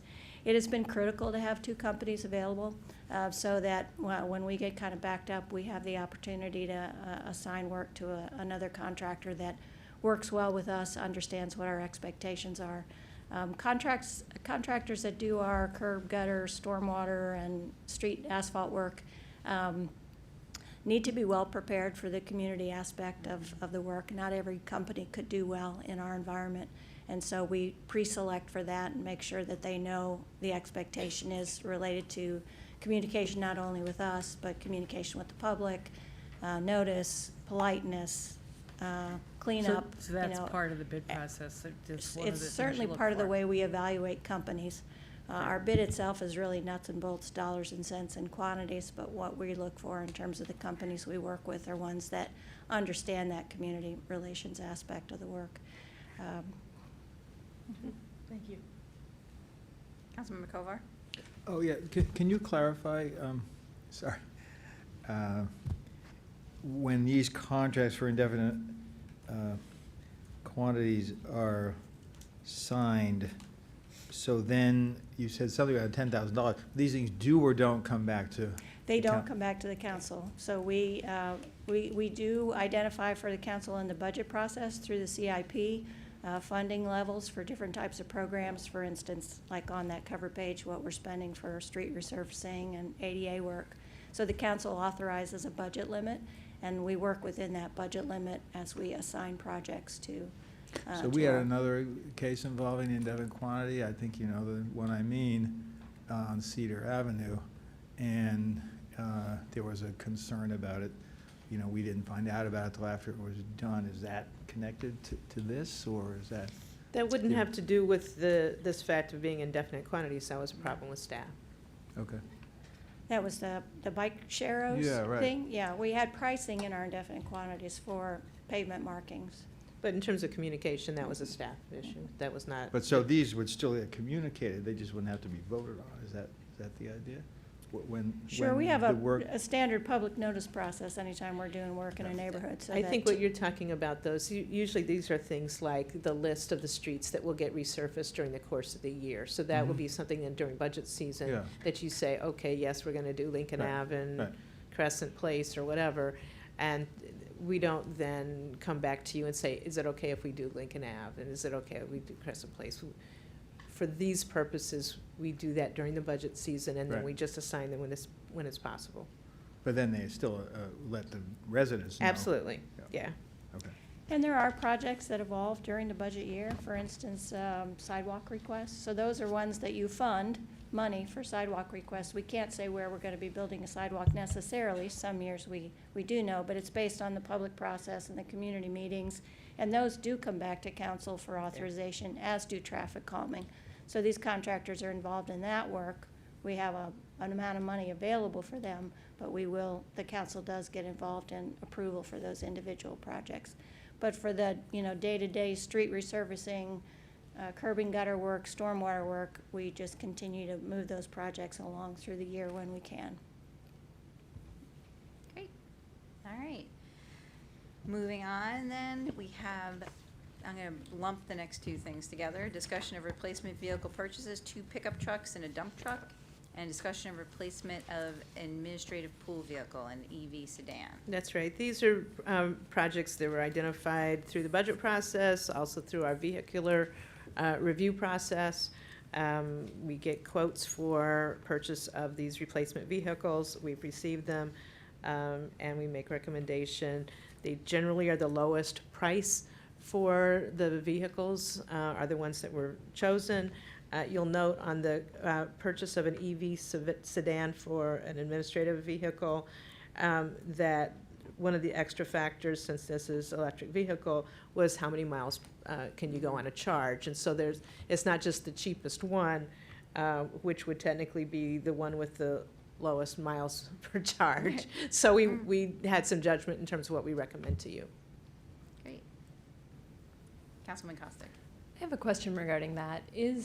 How is that sedan used? Is it used primarily within Tacoma Park or used to travel elsewhere To in terms of MML? those miles? To MML. Because I know, I mean, I have an electric vehicle and it's a Bolt, it's the higher range. Yeah. And I was able to drive to Cambridge and back on that charge, which was great. Mhm. Previously, I got stuck driving to Ocean City with my 90-mile range vehicle and had to charge up on the way. Yeah. So I'm just curious if is it something that's used longer range, or is it mostly used? It's within the usually city? it's usually in the area. It's usually from here around town going to Rockville. It's usually not a Mhm. longer, longer distance Okay. trip.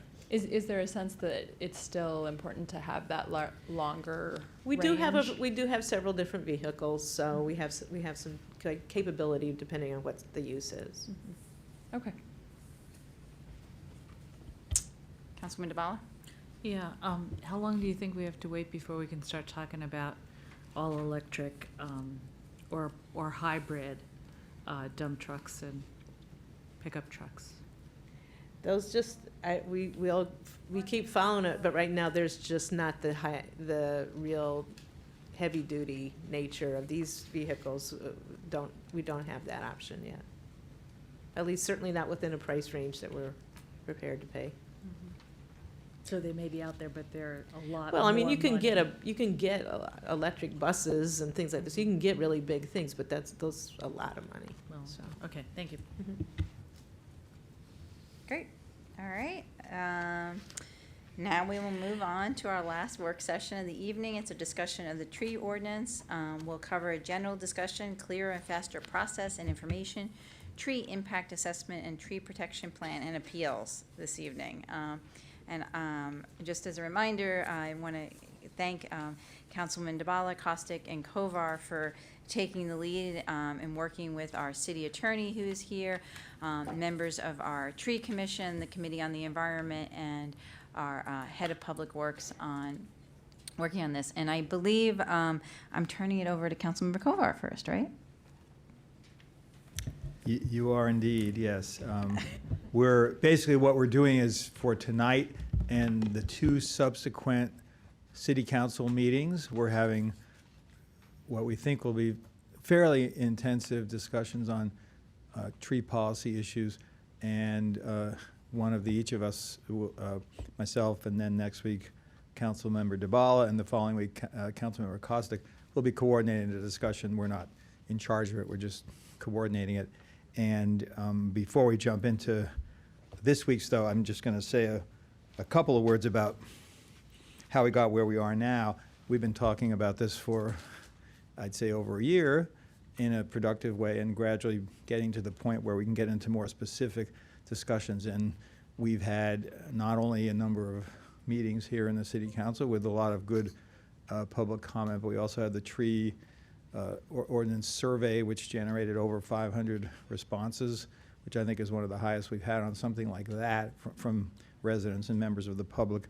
And there have also been a number of public forums and meetings, and I think each of us have had many individual discussions and meetings with small groups, and we even had today some excellent comments from several members of the public as well. And so it's been a pretty public, open process, and I think there's still a long way to go. I don't think we've made any definitive decisions yet.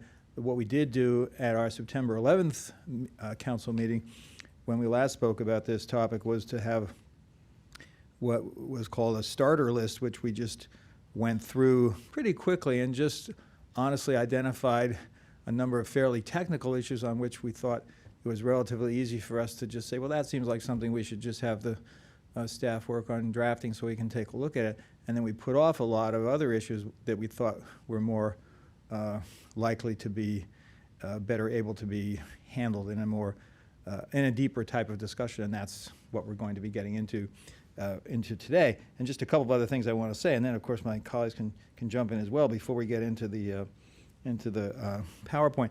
There are three overall components to what we're trying to do here, and probably in Tacoma Park I shouldn't say this, but I said it before, and I'll say it again. Back on the Hill years ago in the nuclear weapons area, they used to talk about the synergistic triad, which was the bombers and the subs and the intercontinental ballistic missiles. This is a synergistic triad here because making changes to the tree ordinance so it's more effective, I think will help people have a better understanding of how trees contribute to daily life and contribute to the environment here. Secondly, developing tree canopy goals, which we haven't had ever, and developing that for the first time and really finding a way to blend that into our concerns about climate change. Those two things go together, but if you don't also have information or public engagement, it's hard to really have that be effective. And so the third part of it is finding ways to expand on outreach and public engagement, education on tree health and maintenance and things of that nature for the public, and hoping that,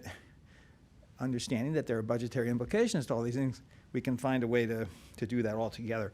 And so part of that, which we won't really be getting to so much today as in next week's discussion, will also include things like, what about this borer beetle infestation that we have? What are the steps we can do, not in the next month to address that, but going forward to maybe, if we can, reduce the likelihood of that type of thing from happening, or if we, in addition, when it does happen, how we respond to it. So those are the kinds of things that we'll be getting into. For tonight, I don't think we want to get down into the weeds on details on the things we're talking about. So if it looks as if we're doing that on a given topic, maybe we'll move on. But what we're going to be doing tonight is focusing on the ordinance, so it's a clearer and faster process for residents is the first one. Then getting into the tree impact, not quite yet, the tree impact assessment, then getting into tree protection plans, and then the appeals process. So those are the four broad categories of work session number one, which is tonight. So in a minute we'll do that, but I'll just wait and see if either of my colleagues or anybody else would like to say something. That was my quote-unquote brief intro. If not, we'll go to the next page. So I don't know who's in control. I'm not sure who's in.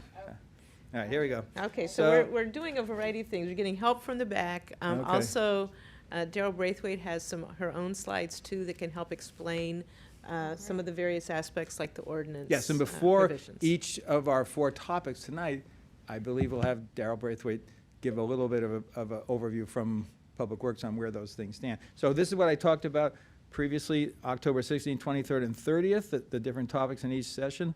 And there is a document with the agenda material for this week, which shows bolded what we're going to discuss in each of these three sessions on the 16th, 23rd, and 30th.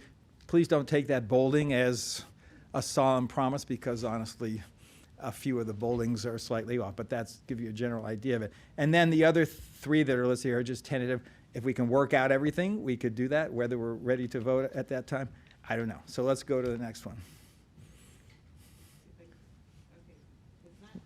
Would it be better if I? Well, I don't know. I mean, I clicked it. There it is. Okay, so Daryl, it's easiest. All right, so in work session number one, we're talking about we said what we were talking about. So let's go to the next one now. And here we go. There we are. So the first thing is staff, and they're doing a great job with this, has already begun to make some adjustments. These are in the nature of technical steps that allow for the process to move more smoothly. So Daryl, you can feel free to jump in on that and talk about any of these other items before we have the council discussion.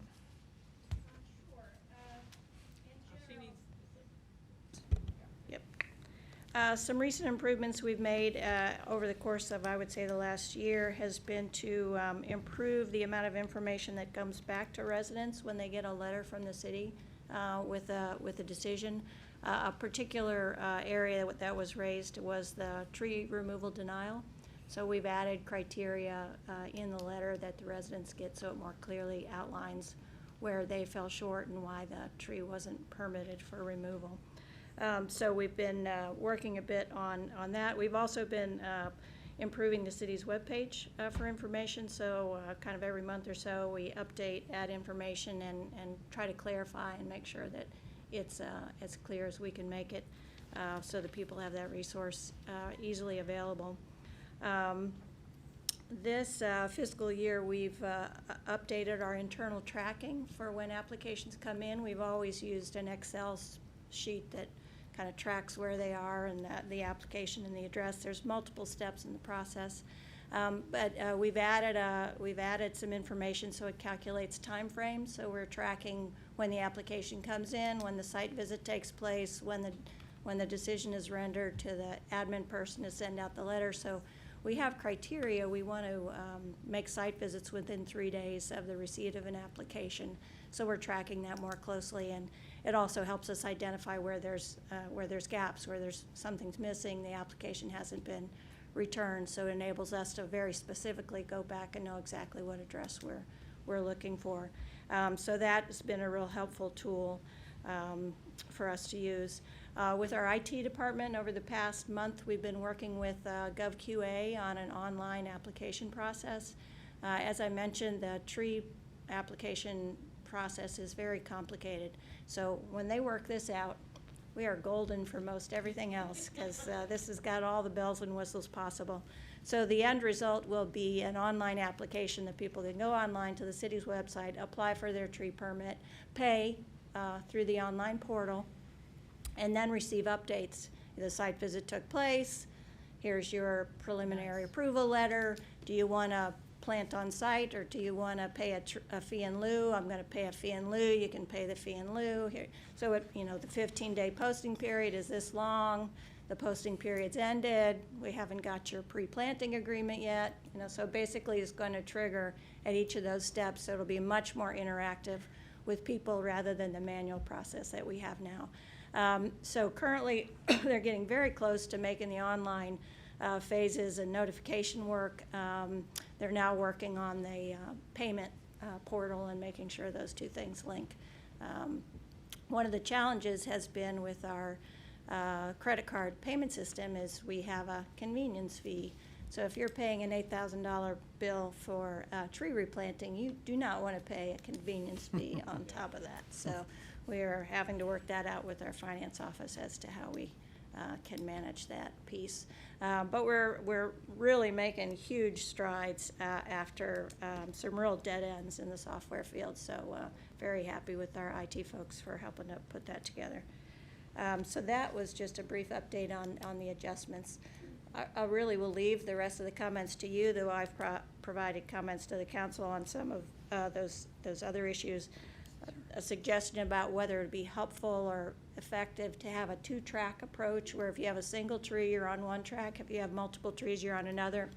For our purposes, we don't see any efficiency or benefit to that. So from an internal point of view, we have to make the site visits regardless. We have to do the paperwork regardless. Separating those two tracks is really not what adds significant Can I ask time. one question on that? And what if it was not 1 versus 2, but 1 versus, I don't know, 20, if there was some major thing going on? Does that ever even happen, or? Well, with the online process, it'll have a limit to 5, so there'll be another, you'll have to apply for every 5 trees. Very rare that we get that many, and usually it's the institutions. It's the Adventist Hospital, it's the university, very few places where we'll have multiple trees. There have been some large multifamily buildings where they've gotten cited for tree issues, and then they'll come in and they'll have 10 trees. In general, for most of those trees are dead and waivers, so that's the simplest process for us to go through. But if it was a large institution, there would be some ongoing additional discussions with your office, I Depending on assume, the right? outcome or the issue. Usually those institutions have not been in contact with us for tree removal for live trees. It's mostly trees in decline and dead trees. But that being said, because the site visit's taking place and then it's just an administrative piece, whether you're getting a denial or a waiver or a preliminary approval, so all that's handled internally in the office. But if it's part of a site plan or going through the planning board or mandatory referral, that's a whole bigger process. There would be a whole discussion with that, right? So can I ask a quick question? I love the idea of the online process, but if a resident has a question, can they respond directly in this environment to city staff, and would they get a response that would be part of their running record? Yes, I don't know if you used the GovQ&A system before, the MyTKPK. Yes. It tracks everything that's in there, so they will have the whole record of the history of their application, and there are options in there where they can ask a question and get responded to.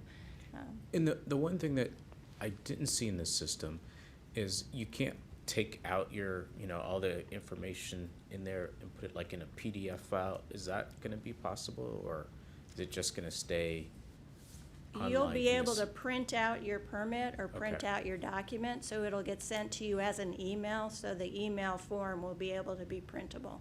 Okay, and you can email that to other people if they, Mm-hmm. okay, all right, thank you. Yep. In terms of the 15-day waiting period, that really, I'm looking forward to the conversation about, the whole point of that is a notification period for the public at large. And for tree removal permits, anybody can comment. You don't have to be an adjacent neighbor. You don't even have to be living on the street. So if you care about it, you can comment on it. That's why we have it posted on our website, so people can track that if they want, or they can see the sign on a property and make a comment. So that really gets into kind of the philosophy of what the city wants to do with this.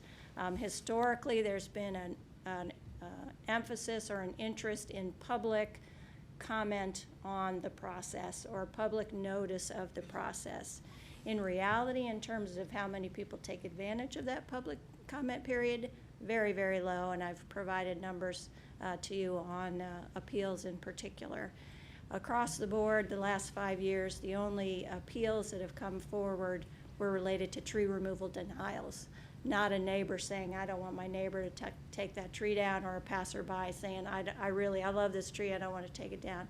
And part of the reason for that is because of our very strict removal requirements. We're not letting anybody take down a tree that's in good condition or even fair condition and perhaps just needs some pruning or some maintenance. That's not a removal candidate, that's a denial candidate. So in that way, the only trees that are being evaluated for removal are those that are in decline or those that are already dead, and so they're waiver candidates. So people don't really have an issue with that.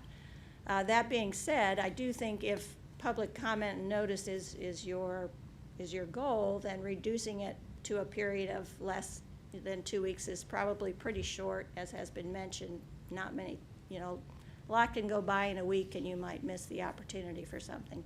But it really is a kind of a philosophical debate. In terms of its actual use, we get very little comment for tree removal permits. Now, on the tree protection plans, we do occasionally get comments from adjacent neighbors. They're the ones, potentially impacted, and they're the only ones that can comment on an appeal. In the past 5 years, we've had 2. So it's not very frequently used, but it is something that occurs. We also have cases where, because the neighbors know that an appeal is possible, in fact, I'm going to be meeting with a woman probably Monday on this same case, they want to come in and see the plans, talk about it, talk to the arborist, are you sure this is enough, or I'd really like to see that. So we have had cases where neighbors have asked for more in the plan than was originally approved. The arborist in most of those cases has said, I don't think it's necessary, but we work with the applicant and say, listen, your neighbor would really like, instead of a sign every 10 feet, to have a sign every 5 feet. Are you okay with that? Yes, I'm okay with that. Then it avoids the appeal process. But those tend to be fairly focused and fairly specific. We do worry about neighbor-to-neighbor conflicts. We don't see a whole lot of that, but on occasion, we have had one appeal case that was clearly just kind of a beef situation. So those things happen. But we try real hard before we set up an appeal to make sure we talk through it with those folks that are concerned and try to allay their fears. Just as a point of clarification, because there's a PowerPoint, a lot of the detail isn't here on the screen. The residents who suggested this suggested it in the context of the tree protection plan only, not in terms of the tree waivers and removals. And we're specifically interested in ways to make the process move more quickly. So if there are other ways in which we're making the process move more quickly, then this becomes less Sure. critical, because that was the reason. Yeah. Yeah. So I just wanted to clarify that for people. We're not talking about, Well, and I'm glad The- you raised that, because that is one of the major complaints we get from applicants. 2 weeks, 15 days, what? I didn't even realize I had to do this, and now you're telling me I have to wait 2 weeks? So the 15-day comment period does put the brakes on everything for that period of time. So If that's I'm- usually a comment from the applicants concerned about that delay in their process. And And I think it the can- delay isn't necessarily about the tree issue, it's the whole construction project, that things on the, their idea about when the contractor's gonna come back gets put on hold. right, and I think it was an item that we specifically asked about in the residents' survey. And I think that the vast majority of people who answered the question wanted to see, again, for the tree protection plan part, for the neighbors only, wanted to see it adjusted somehow. Councilman Costa? Yeah, and sorry. I just had a question about what an appeal involves. If somebody wants to appeal it or comment on it in some way, what do they need to do in order to do that? I'm just thinking about the time frame and how much time they might need to Sure. pull that together. For the tree removal issue, we have a sign posted and we have it on the website, and they can contact the city arborist if they have a question or want an appeal. We ask for appeals to be in writing. We accept email written requests. So if someone wants to appeal it, they then email the urban forest manager, and then he works with the tree commission chair and the tree commission to set up the meeting date, and the city attorney is present at that hearing. We send information, basically a replication of the city code about what the appeal process is to both the person who has the application as well as the person who's appealing. Sometimes they're the same person. So they know what to expect, and then the hearing is held, and the city presents its information, the appellant presents theirs, and then everybody leaves except for the tree commission, and they deliberate and make a decision in 30 days. So within that 15-day waiting period right now, the only thing someone who wants to appeal has to do is basically contact you with Yeah. a brief paragraph saying, I want to appeal. Okay. Yeah. Or if they have questions. I mean, more often than not, it's, can I come and see the plan? I'm confused. Can I talk to the arborist and see if they can, talk me through it? Okay. Right, but they do just kind of get their foot in the door with the appeal for tree protection plan permits. They're supposed to explain why they think it's inadequate to protect the trees, but it's not like, nobody should need the 15 days to come up with what they say in their appeal, but it's just, the 15 days gives them time to know that the issue is coming.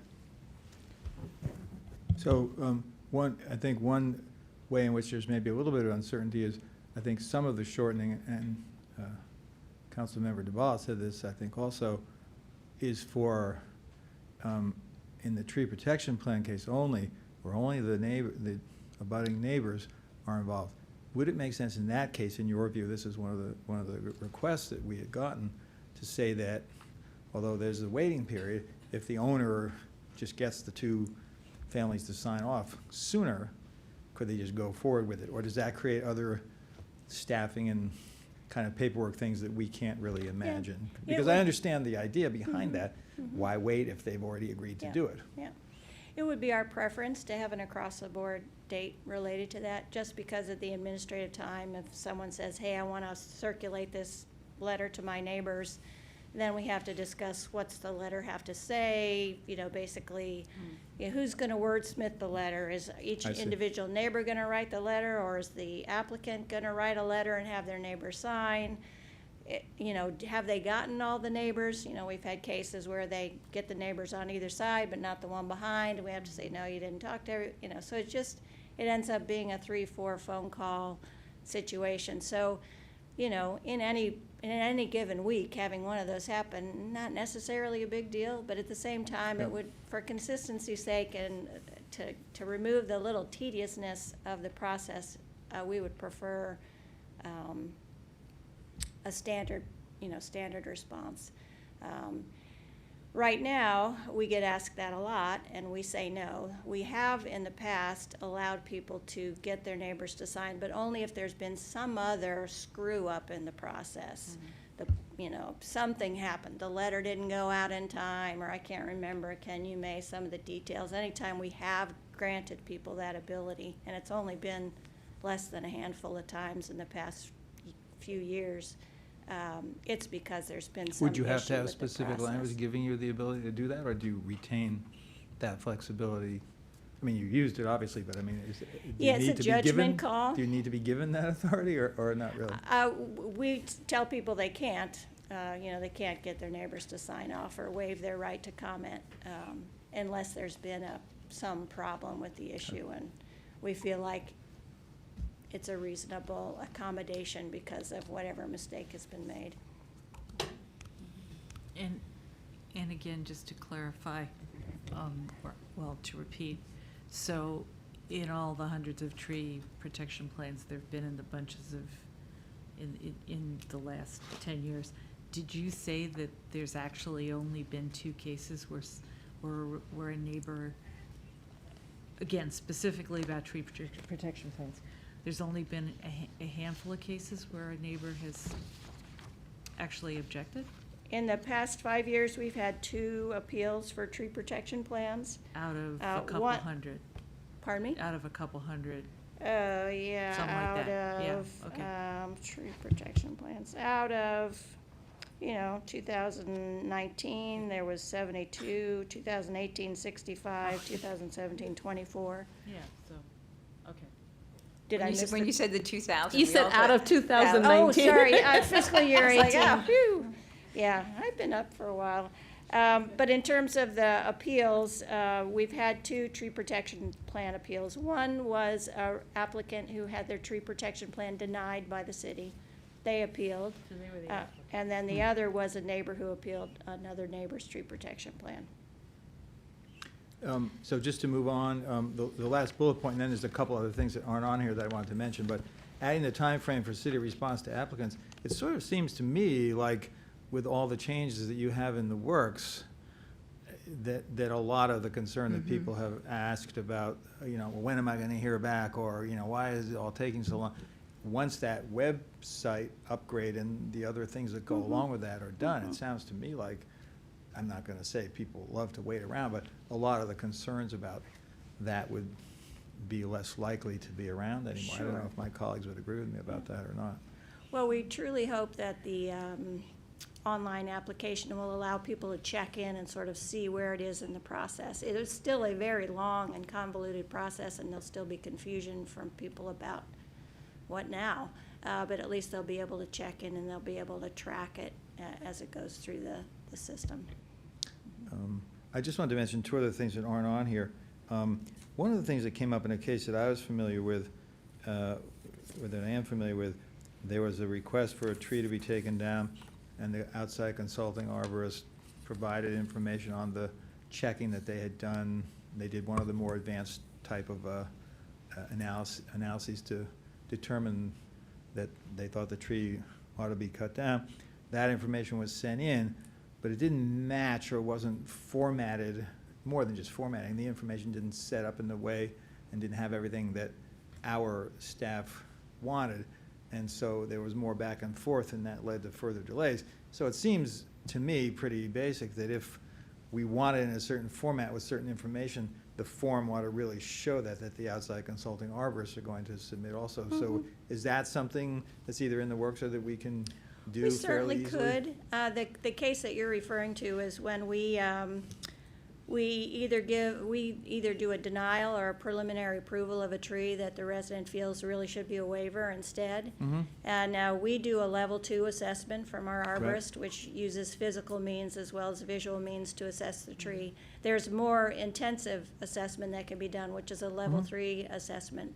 And so in some cases where the arborist feels like there may be more under the bark than he can tell from the level 2 assessment, we make the suggestion to the applicant that if you want to pursue this, get a level 3 assessment, which is not an inexpensive thing. It's usually a couple $100 to do. And it involves resistographs and a variety of other tools. And the folks that do that are pretty highly qualified people in the tree field. And so there is sort of a standard among them about what information is supposed to be presented in terms of a full report. In that particular case, we got some graphs with that kind of a handwritten note that was far different than anything we've seen before, which is usually a 1 or 2 page report given distances and basically analyzing the graphs rather than just turning in the graphs. But anyway, it's a small point, but Well, do you think we it's could necessary certainly- to clarify that, or do you think most arborists would know? The assumption was that most arborists would know, but, we're learning stuff all the time, so we could certainly add that information, a level 3 assessment, which, has a full analysis of the findings or something, so that that information would be available. And because we don't do level 3 assessments ourselves, that arborists could have thought, well, they must know what they're talking about, so here, read the graph Yeah. yourself. Okay, And we don't read the graph. It takes somebody who's familiar with that technology to read the graph. Okay. I just have one other thing to mention. This was a suggestion at one point, and I don't know if it's even necessary, but I'm going to ask you, so you have outside arborists that you work with on a regular basis, and then depending on the volume of permit and other kinds of requests that come through, some of those may get farmed out to them? Is that, am I We right? typically only use a consulting arborist when there's a vacancy on our city staff or an absence on the city staff. So far, that's the only time we've had a So consulting would arborist it, fill in. so the request or the suggestion rather that came through was that when the volume of permit requests reaches a certain level, that you would have a more, I don't know, automatic process for doing that. Are there pros and cons to that in your view? Well, we certainly have expectations of the staff in terms of productivity and workflow, and so we, will continue to work on meeting those criteria. There may be cases we've certainly seen, particularly in the tree protection plan applications, those numbers have skyrocketed over the past few years, kind of a reflection of all the construction taking place in the city. The numbers, double and triple what had previously been there. So there may be a time where the volume is such that it's not reasonable to get through the work. So would you need to be authorized in those situations to be able to contract out, or do you have the authority that you have to do it? We certainly have a budget for subcontract support within the city arborist budget. The urban forest manager budget has a subcontract line. It was something I would communicate with the city manager about and say, hey, here's the deal, XYZ, this is why we need to do it. For the most part, we assume that our single staff person can go through the applications, but because of the volume, it really does limit their ability to do anything else other than tree permit, site visits, and that process. It obviously is a budget issue. So we have a certain amount that's in the subcontract line, but if it's something that looks like it's going to exceed it, then I would have to come back to you. Other people have other? I think the only thing on this slide in this bucket, if I'm correct, that is unclear in direction is the waiting period. Is that correct? Well, feel I like think, Ms. Braithwaite, to me, the argument against having 2 separate tracks was persuasive. I don't, if others agree with that, then we wouldn't be doing that. I don't think it seemed like there was interest or support for adding a time frame for the response. And the adjustments are being made, and the adjustments are great. I think you said you might look at tweaking the form so that the outside arborist would know what to do. I guess I would just say that I actually don't, sorry, I didn't weigh in on that. I appreciate this may be more work for staff, but I think one of the number one things I hear from people is the wait with the tree protection plan. And so I would actually, even if we phased it in a pilot, said, hey, we're going to try this for a certain amount of time or something, but I would actually like to explore that further and have that either be less time, or if all the neighbors agreed, or figured out something that we could do with the tree protection plan, because I do think that is one of the number one things I hear from residents that they get so frustrated with. And it does happen to do with, usually it's a development project, something's happening, you have all these contractors and everybody else, and you're trying to orchestrate all of this, so. Just to be clear, you're talking about the 15-day waiting period? Just on the tree protection plan. On the tree, okay. Right, like I hear that it's more work for staff and other things, but I would like us to think about, is there a way of carving out the tree protection plan to reduce the 15-day wait period? So, We send letters out now when that decision's been made that it's complete and ready to go, so then we mail out to the residents. And right now, all And of we could just that's- notify them of a shorter time frame. And right now, that's all by physical mail.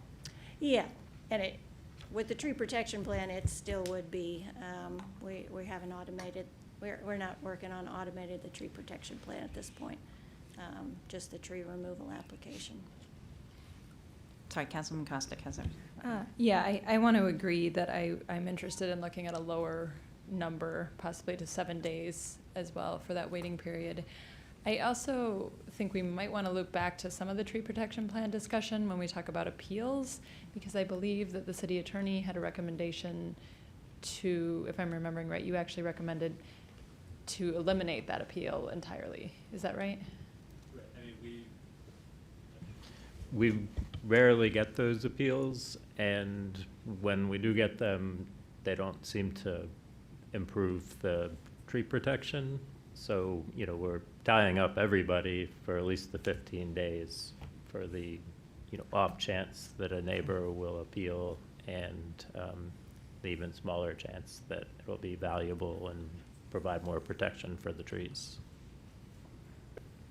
So there might be more discussion regarding that when we get to that, and I believe, is that today? Yeah. Yes. Yeah. I was Coming up. thinking it So was we can later. put it in. Well, All right. all right, we'll talk about it in Coming up. 20 minutes. All right. So we'd like to, I mean, I don't know, Mayor, how you want to decide which things we're going to ask them to drafts for us to look at. I don't know if you want to do, I mean, again, they're not, but just like hand votes on what people would like to see, we could do that. Sure, but I think we ought to do that on clear and festive process before we go to the next one. Yeah, I was just thinking, I thought the only thing really on this slide that was the decision point was the waiting period. It Yeah. seemed like we kind of, like, Yes, there wasn't that's anything we had correct. to, right. Right. So I guess the hand vote would be the number of people who are in favor of looking at a different waiting period or process for the tree protection plan.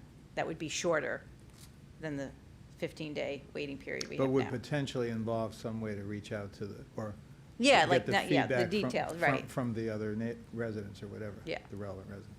Okay. So how many people would be in favor of that? Does that make sense? Yeah, okay. So we'll define what that is later, but, and then you're doing everything else, so that's great. So now we've moved ahead to tree impact assessment, and you talked about some of these things, but do you want to? Sure, I also had some slides. Oh, you got your own slides? Okay, Yeah, sorry. and I can also circulate these so you guys have them. And this Whoops. information should look Oh, familiar, because we presented it previously in a couple of different venues. Thank you. And so what I've done is just pulled out slides from previous information that the city arborist had developed. And the idea here was just kind of give a brief overview and remind you of what the tree impact assessment is, so as you get into your discussion, you'll kind of have a sense in your mind of what you're working with. There are specific language in the city code related to tree impact assessment. And the sections of the code are listed verbatim right there, the first 5 points. So it says that a tree impact assessment is required prior to any of the following. So that's the first thing. This issue has come up before. So city code was amended to say it is a requirement for anybody who's doing any of these 5 things to apply for a tree impact assessment. That's land disturbing activities, that gets at the raising or lowering depth of ground within 50 feet of a tree. activity within the critical root zone of a tree that can destroy a portion of the roots or endanger their water supply, construction or placement of a structure other than a fence within 50 feet of a tree, and paving more than 25 square feet with an impervious surface within 50 feet of a tree, and then removing, relocating, destroying, or topping an herbivorous tree, or pruning more than 5% of the live canopy, or pruning live limbs with significant diameter in relation to the size of the tree. So in any of those cases, the resident is required to submit a tree impact assessment. Could I ask you a question on one thing there? One of the recommendations that we received was that we look at, potentially change or not, under item 5 there, where it says an action which would significantly and permanently detract from urban forest trees' health or growth. So the question was, or the recommendation was, would it be possible to be more specific as to what significantly meant? I don't personally have a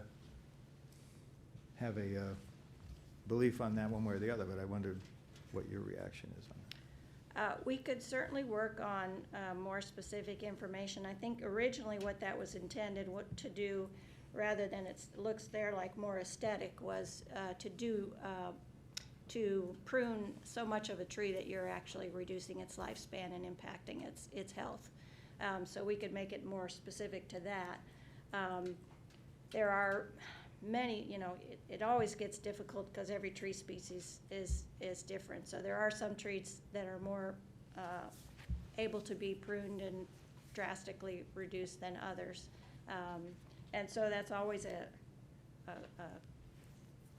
when you make broad sweeping statements, you may affect one or the other, so it makes it more difficult. Meaning it would be hard to just say, you can't cut a major limb that's more than X% of the trunk, of the main trunk, because that varies from species to species. That's where the 5% Yeah. came from. So basically, it was trying to say that you can't prune more than 5% of living canopy without having an arborist come out and take a look and say, yeah, basically that's okay or that's not okay. Whether 5% is the right number, I think it's just was trying to give something that was tangible for residents to say, oh, yeah, 5% isn't very much, so if I'm doing more than that, then I need to apply with the city. So it was basically trying to give some criteria. The rest of the information in there, limbs of significant diameter in relation to the size of the tree or significantly permanently detract from a tree, we could probably simplify the language, and we could work with those folks that are expert in the field to try to come up with what that language would be. I know, as Cindy was saying, in the survey itself, people were interested in increasing that percentage of live canopy to be removed. I don't think, at least from the conversations I've had, that there's a great concern that if we went from 5 to 10%, we'd be significantly impacting health of trees. So I think we can increase that without, a lot of concern that we were somehow going to have a negative impact on trees. So the one other question I had about that was, someone can't come out, I mean, say it was raised to 10%, but someone couldn't come out, in March and take off 10%, and then in June take off 10%, and then in September at what point does it become something, because each 10% or 5% currently, whatever it is, isn't specifically reviewed by your office? Is there ever a point at which, you keep chopping away or is the assumption that a professional arborist has an understanding of what they're able to do and not do? Sure. Is that? It's really hard to speak to that. I mean, I can't really fathom that somebody would game the system quite that way, but who knows? Maybe that's a possibility. It certainly would be an expensive way to do it, because you have to pay them to come every time they come out. Okay. Put another way, do you see a need to put a time frame on this, like within a year, with any of these things, or do you feel that it works to not have a time frame in there, which it doesn't right now? Yeah, I don't think that we felt like a time frame was of significant importance. And again, it's sort of assuming that basically people are on a regular basis having their trees evaluated and as needs arise. I mean, most of the cases where this kind of stuff comes up is there's a branch over my roof. There's a branch banging against my house every time the wind blows. It's that kind of stuff. So it's sort of more maintenance pruning than someone trying to kill their tree prematurely based on radical pruning. You know, it's really more maintenance related. I also just wanted to point out there is some exceptions in the code language, and Casey had asked about this. So the language in the code says that the exception for requesting a tree impact assessment is if there's an emergency work needed to prevent harm to life or property, or for actions performed at the written request of a utility company or in accordance with an utility MOU. So we have kind of specific standards that we work with on the utility companies, for better or worse, in terms of notice and site visits and working through their plans. I don't know that we've had any cases where people haven't gotten a tree impact assessment related for emergency work. We have had people who, their sewer backed up, the contractor comes out there, they're digging up their front yard 2 feet away from a tree, and we come out there and like, whoa, whoa, whoa, whoa, whoa, what's going on? For their purposes, they feel like it's an emergency. For our purposes, we would have preferred to have the plumber or the owner reach out to the city and have us involved in talking to the plumber about options for how they might work. And in some cases, we just had a case right on Park Avenue where, water main blew, WSSC was out there, there's a catalpa tree right over the place where they had to excavate. It was a couple of phone calls, we approved the removal of that tree, had to get removed for the work. So we try to be reasonable in these cases, but the idea is there's rarely emergencies that will, create harm to life and property that are, that kind of quick things, but they do occur. You certainly wouldn't want to flood somebody's house while we're waiting for the arborist to come out to chat through whether or not a tree can be removed so they can. Do you think go the into MOUs with the excavation. utilities are adequate? Because certainly we do hear from people concerned about what happens when Pepco is trimming and so on. Utilities are a whole other topic, which we're happy to talk about. We do a lot of work with utilities, and it's a little bit of a hit and miss.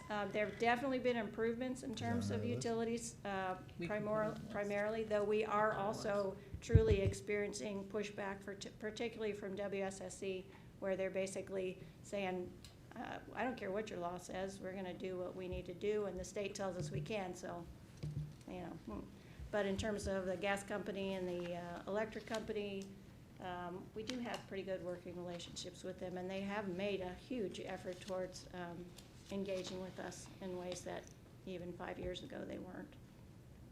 Which isn't to say it's gonna make everybody happy, but we have seen the improvement. Moving along. Well, Can I before ask- you, Yeah. yeah. Go ahead. Well, before you move on, Go back? yeah. Did Go you want to ahead. go first? One resident had suggested, since most of these are within 50 feet, but one of them is within the critical root zone, and this resident had suggested changing them all to the critical root zone, then in addition, making the critical root zone a little smaller than what it's defined as now. What's your view on that? Sure. In a previous iteration of the ordinance, we had more of a critical root zone tends to be defined as a 1 foot distance for every inch of diameter of a tree. So when you're trying to evaluate what your potential root zone is, typical arboriculture says you measure the diameter of the tree. Say if it's 10 inches in diameter, then for every inch of diameter of a tree, you go 1 foot or 1.5 feet out. So it's either 10 or 15 feet to the critical root zone. Obviously, that's a kind of imaginary scenario, because no tree, particularly in our suburban urban environment, is going to grow in a nice, beautiful circle. There's driveways, there's retaining walls, there's sidewalks, there's buildings, there's other trees. So, the actual root plate of a tree is going to vary depending on the tree itself, the site conditions, the soil, and what else is around it.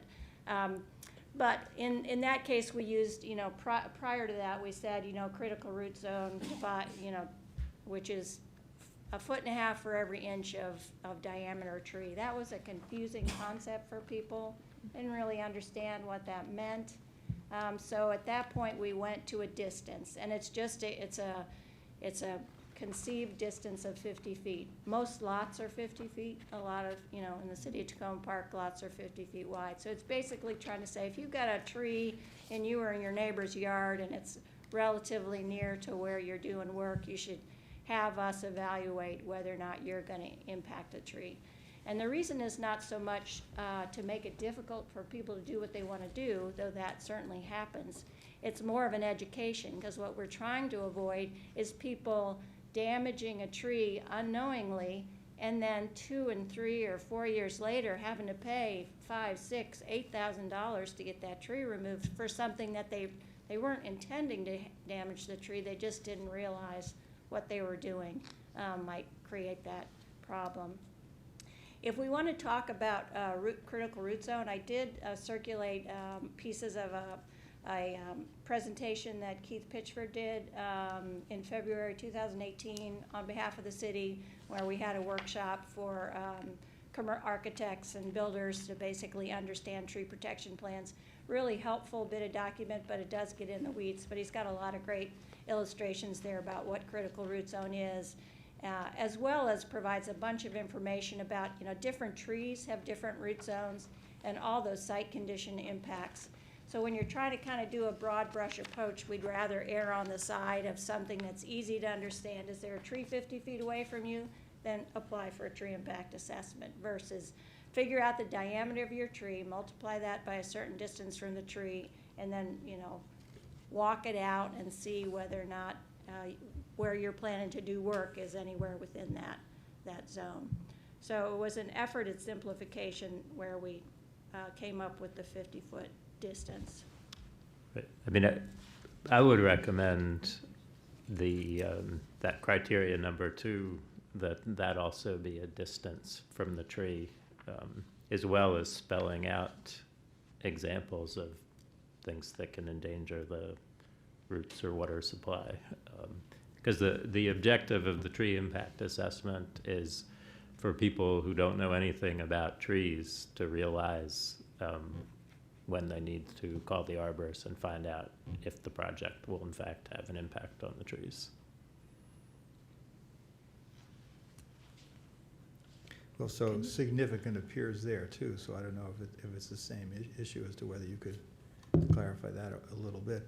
My own view is that yes, it would be really hard to, I was talking to an arborist the other day who told me, every tree is different. right. And to have you guys referee on each one, well, this tree, maybe the critical root zone's a little less, and that one's up against the sidewalk, and so it probably is better and easier to me just to have one standard measurement like this and go with it, because Sure. otherwise it'll be endless work that, such and such a species has more than another. I don't know, that just strikes me as We'd rather err on difficult the to- side of people calling us in to Yeah. get advice. In terms of that number 2, where we say may destroy a significant portion of the roots, there is, there is pretty good information now in the tree community. Basically, you don't want to affect more than 30% of a tree's roots. So we could definitely put in some percentages there. But there again, you have the issue of a resident saying, I don't know, if I replace this lead walk,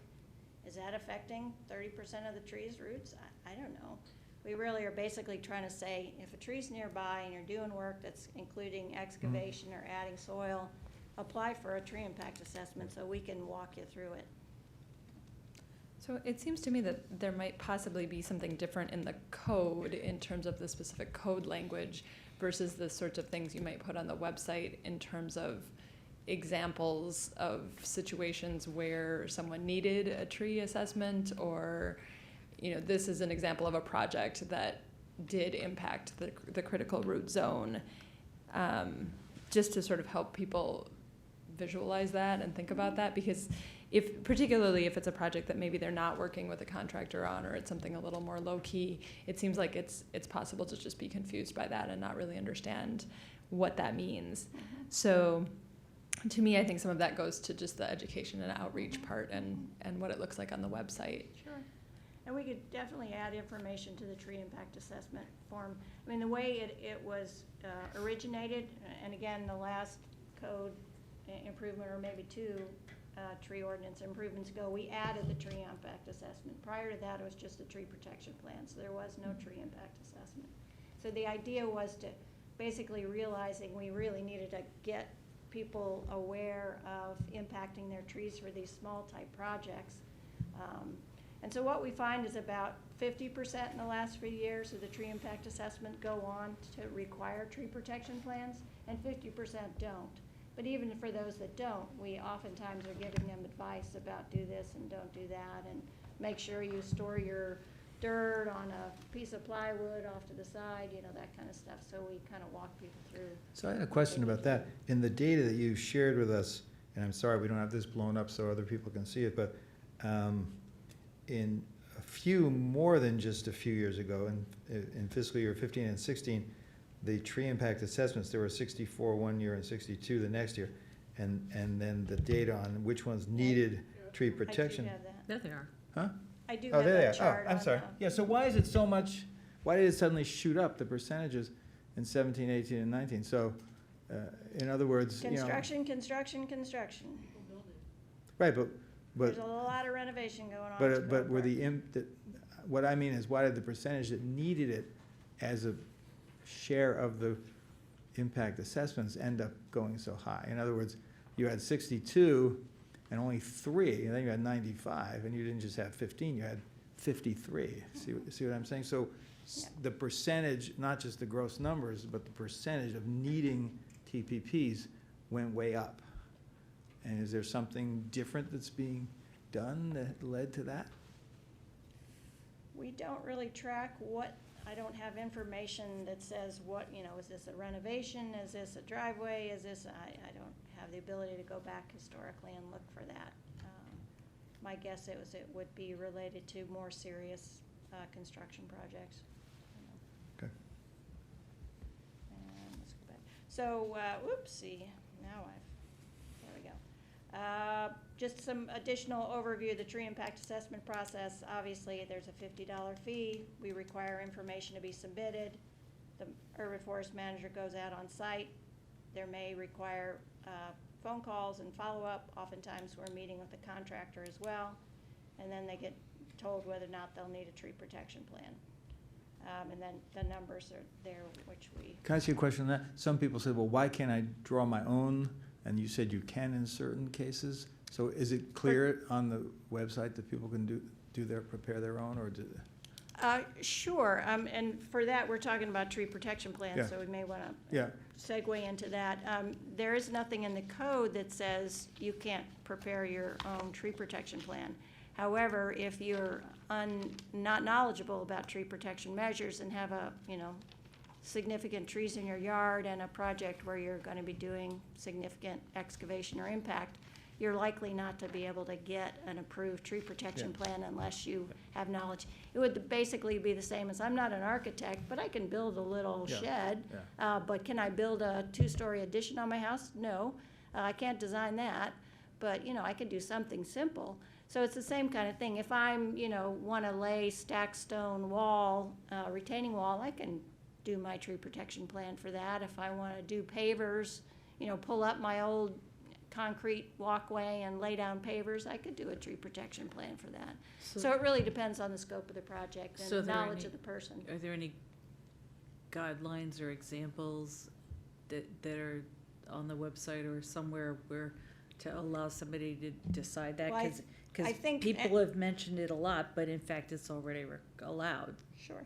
If they download the tree protection plan application or get it, and says they it on look there. at it, they'll know whether or not they can complete this themselves or not. I mean, it's a 5 or 6 page document. You have to check off the methods that you're gonna use. There has to be a site plan attached.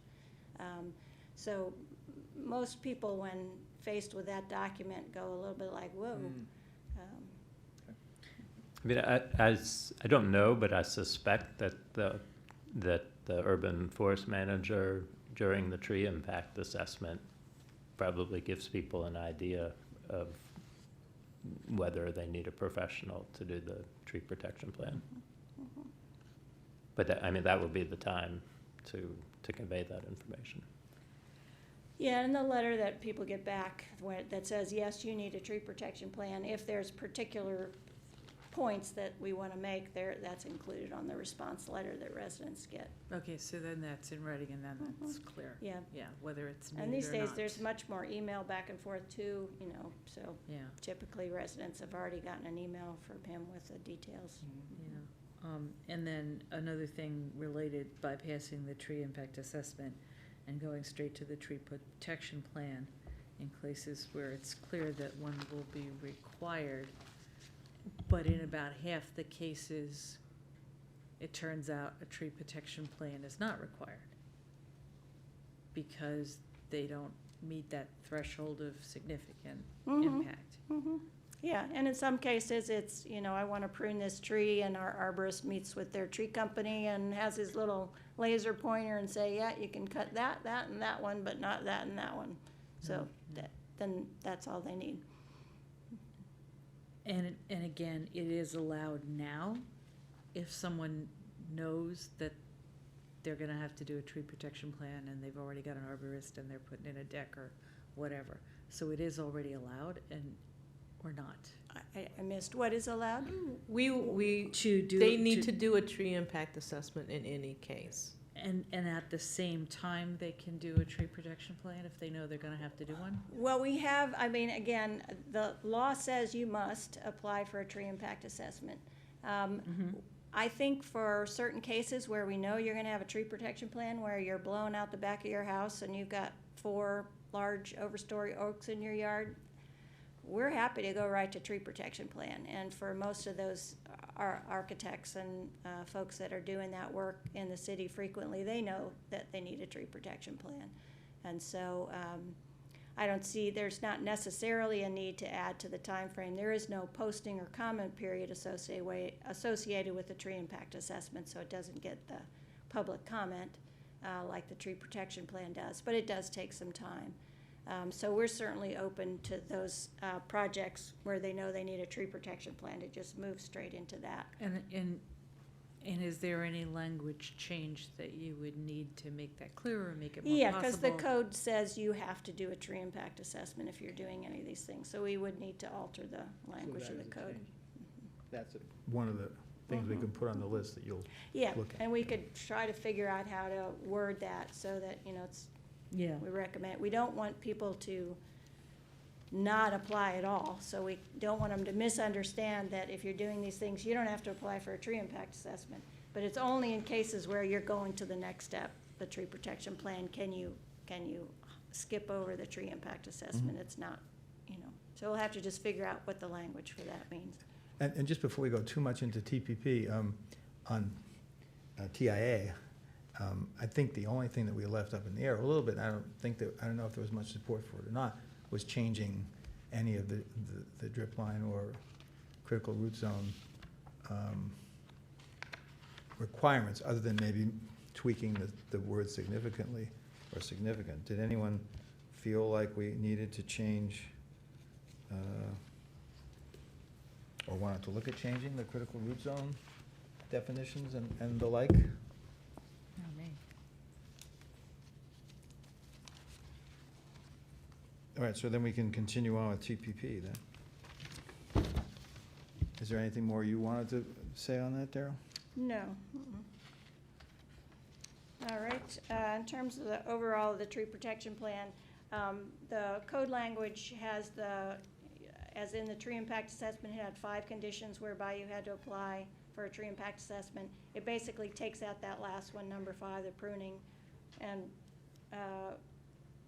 reiterates the numbers 1 through 4. It does have in the language that the application fee is $50 if a tree impact assessment was completed and $100 if it was not. But again, I think that's a holdover from the time where we didn't have a tree impact assessment, cost you $100 to do a tree protection plan.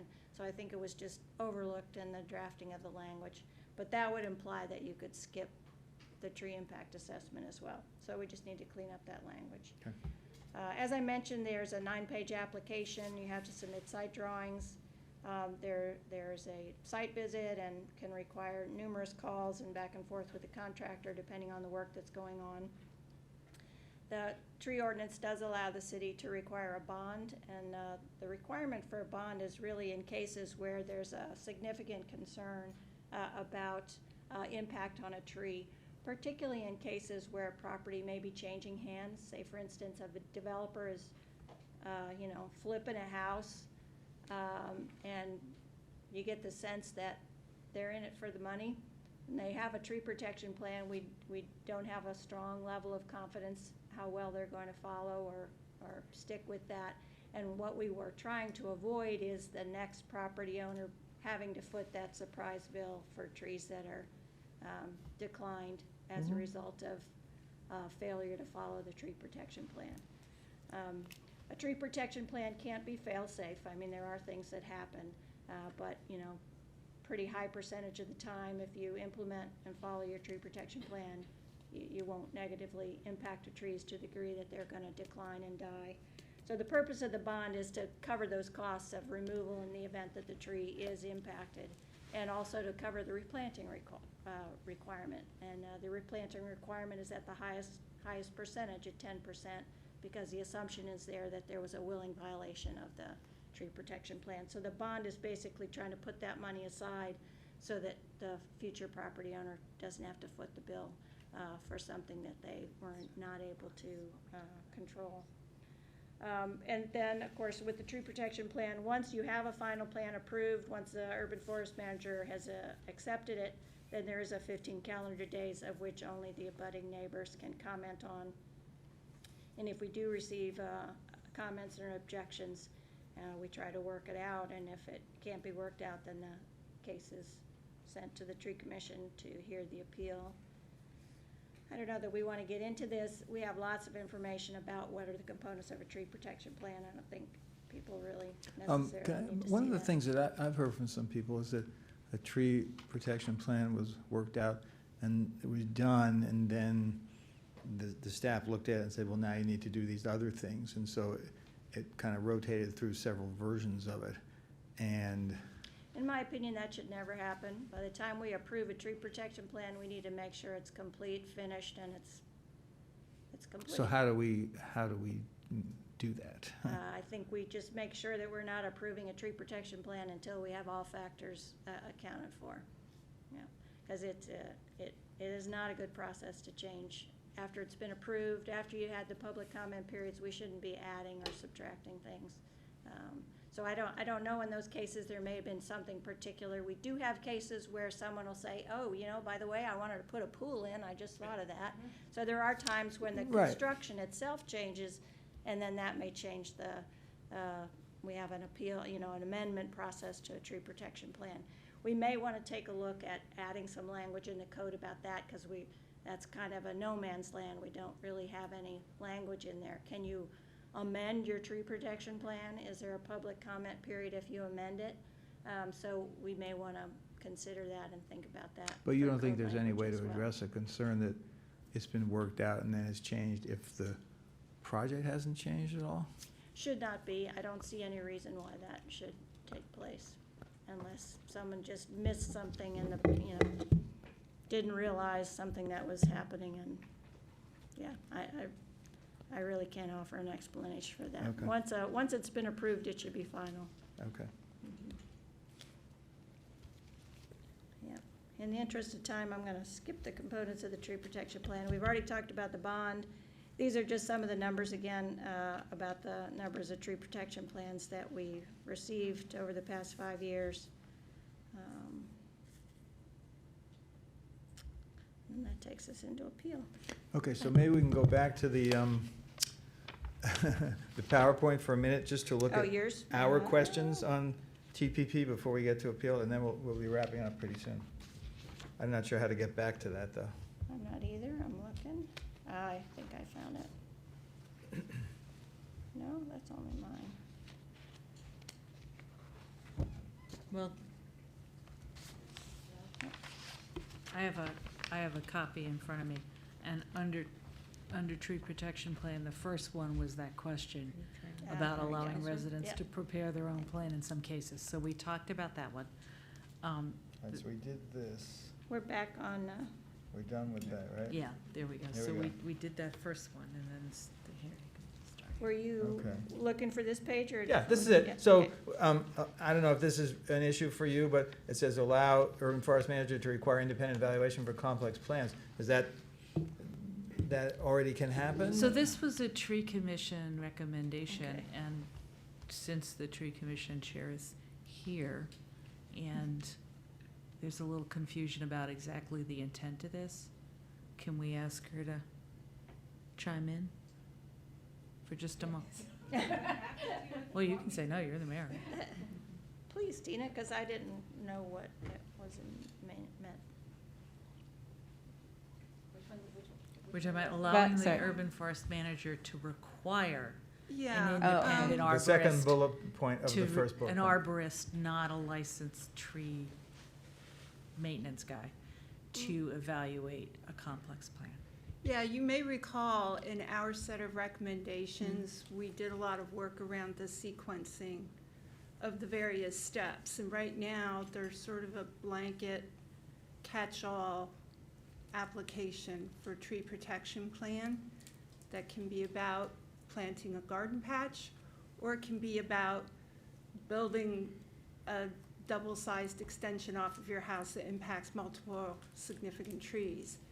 It's kind of a one-size-fits-all, and it doesn't really work very well that way.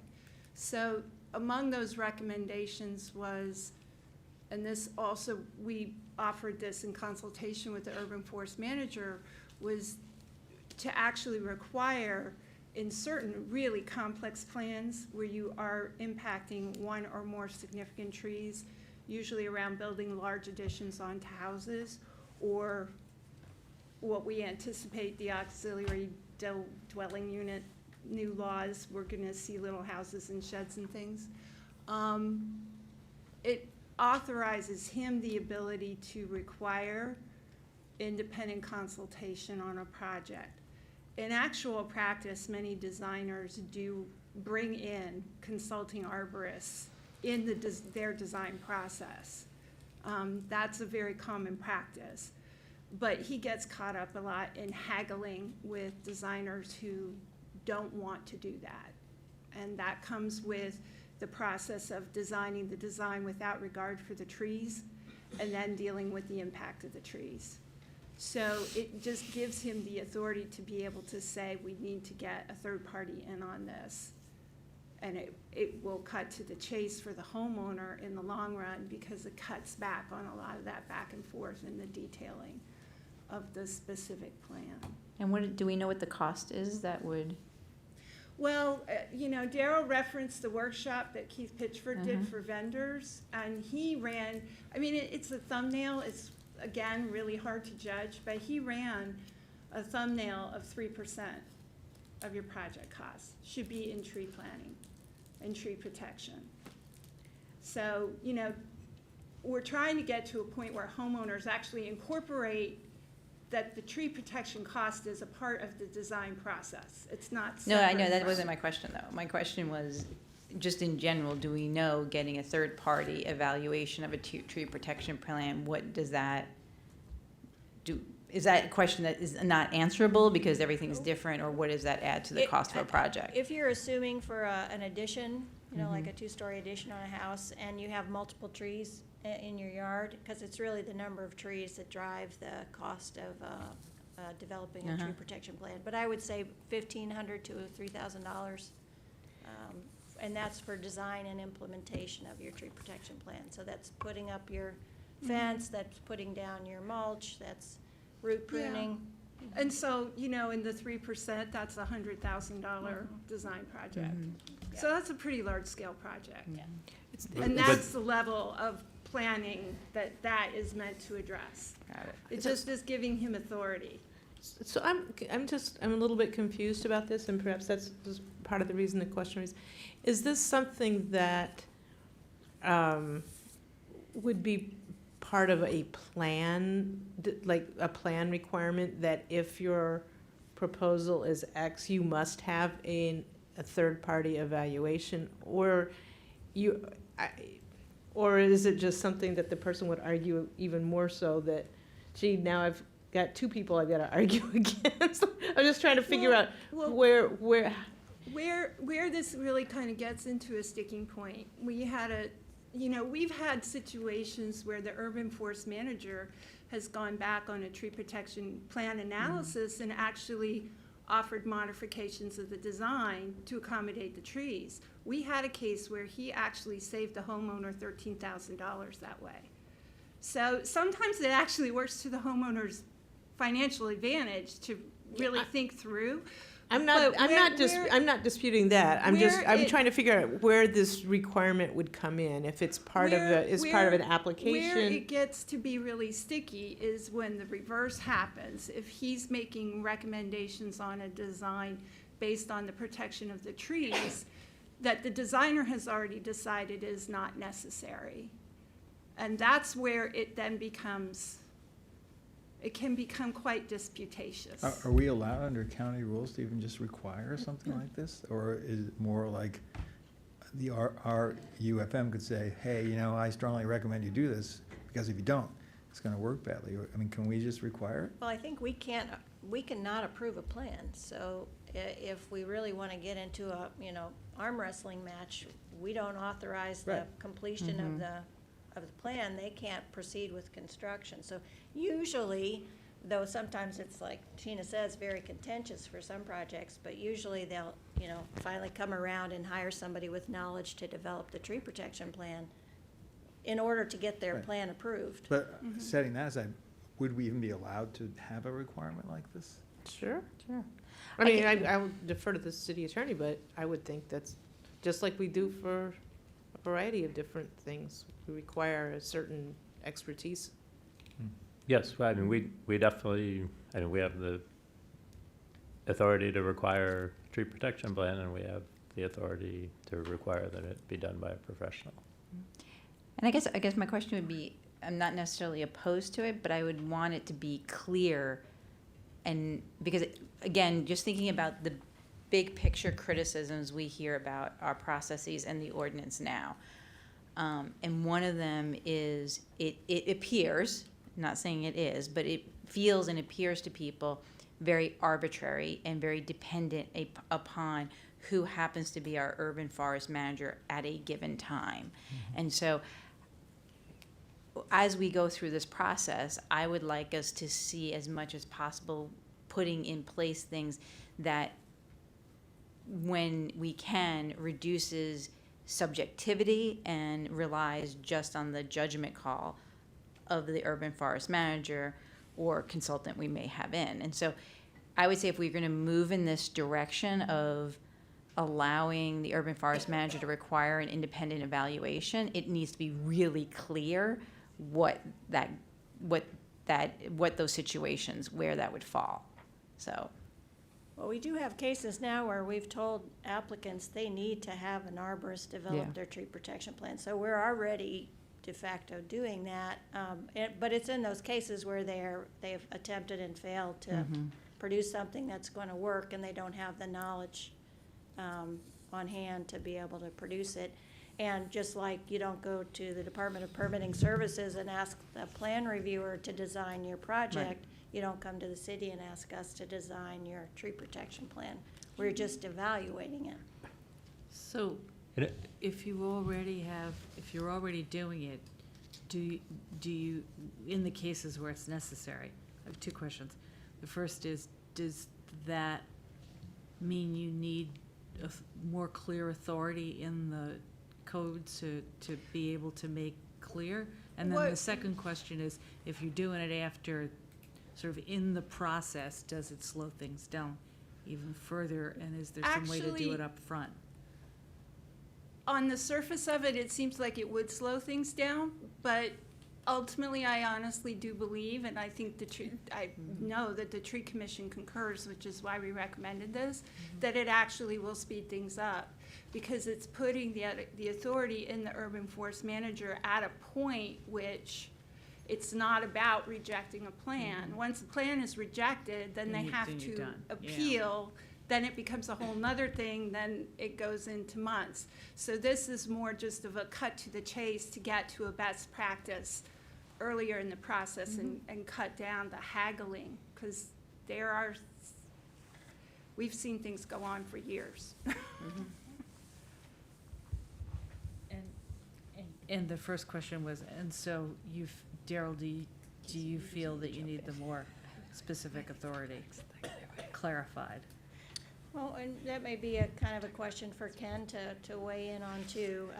We may want to have the language in there just to make it clear. I think Tina's point and the Tree Commission's point is that we want applicants to realize the importance of this, and any way that we can help translate that would be a benefit. Okay.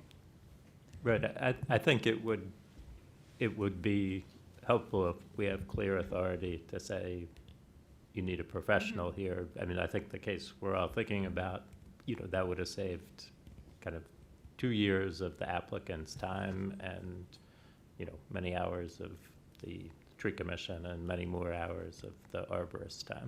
I think giving you the explicit authority is good also because anyone who then looks at the ordinance or the materials that go with it will see, oh, this might happen. That'll just underline the importance to them of starting to think about that, right? Because why would you think about something that you didn't know was an option because it didn't appear anywhere in the materials? So I think that could be a way of seeding the idea that I might need to do this, even if you don't use it every time. So I just wanted to actually move on to the next item, since it seems like we generally have consensus on getting some wording on that. In terms of balancing the cost and delay with required tree protection measures, one of the things that I noted in the information that you sent was that it seemed like most of the cost and delay resulted from people who didn't realize they needed a tree protection plan.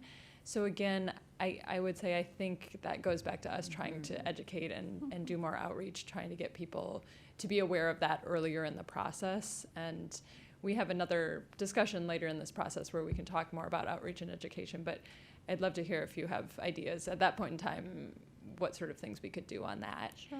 And then in terms of addressing the impact of utility and emergency work, we discussed that previously, but I did just want to ask if there's anything more we could add to the code that could allow for protection measures to be required when there's a project that might be an emergency in the initial stages, like somebody may need to come in and dig something up immediately to stop a leak, let's say. But then it seems to me that there have been several cases I'm aware of where the work then goes on for a week or two, and it isn't so pressing at that point in time. And then sometimes it seems like the tree protection measures are sort of overlooked, and a utility or whoever they're working with to resolve an issue with a sewer kind of gets away with not doing those things, and the trees aren't protected. So is there something that we could look at adding there that might allow for cases like that where you could require protections later on as that process goes through? Yeah. We'll need to give that one some thought, because the ideas I'm having is sometimes, a contractor or a utility company will contact us and we'll have an agreement about what work they're doing. They won't submit a tree protection plan. It's just a verbal agreement on site with the project manager and the urban forest manager. And so they've not gone through any of this process. And then something changes in their project, or it gets delayed, or they have a weather delay, and things kind of add up.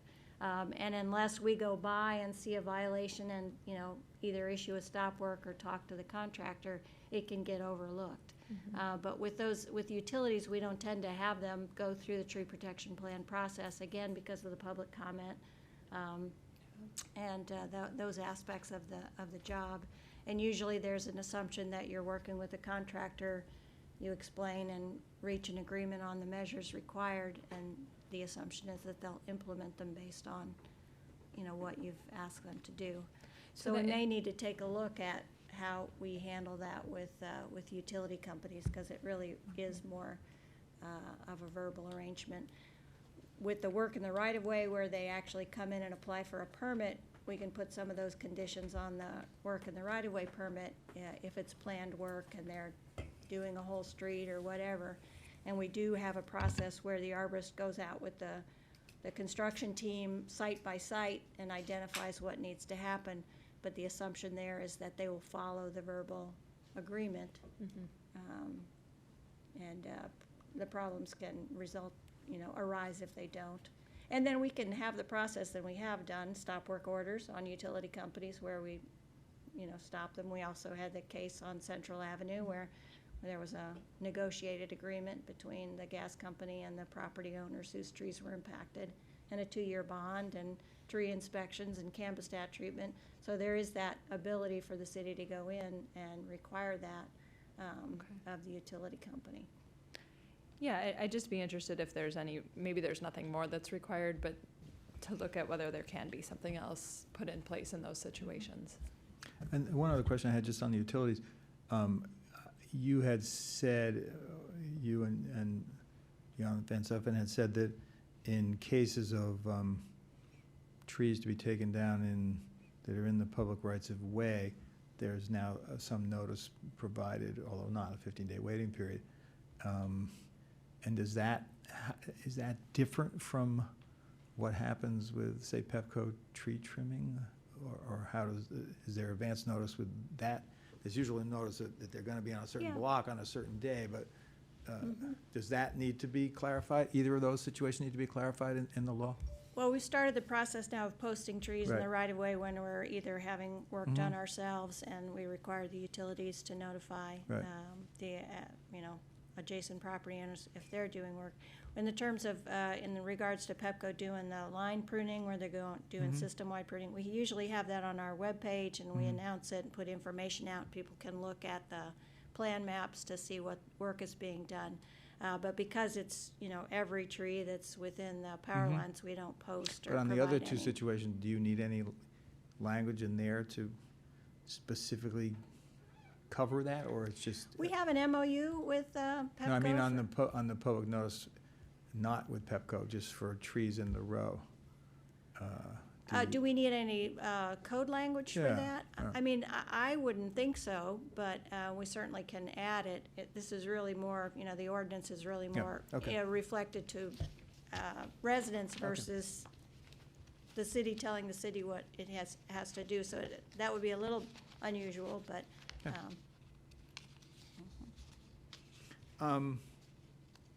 I think the next couple kind of relate to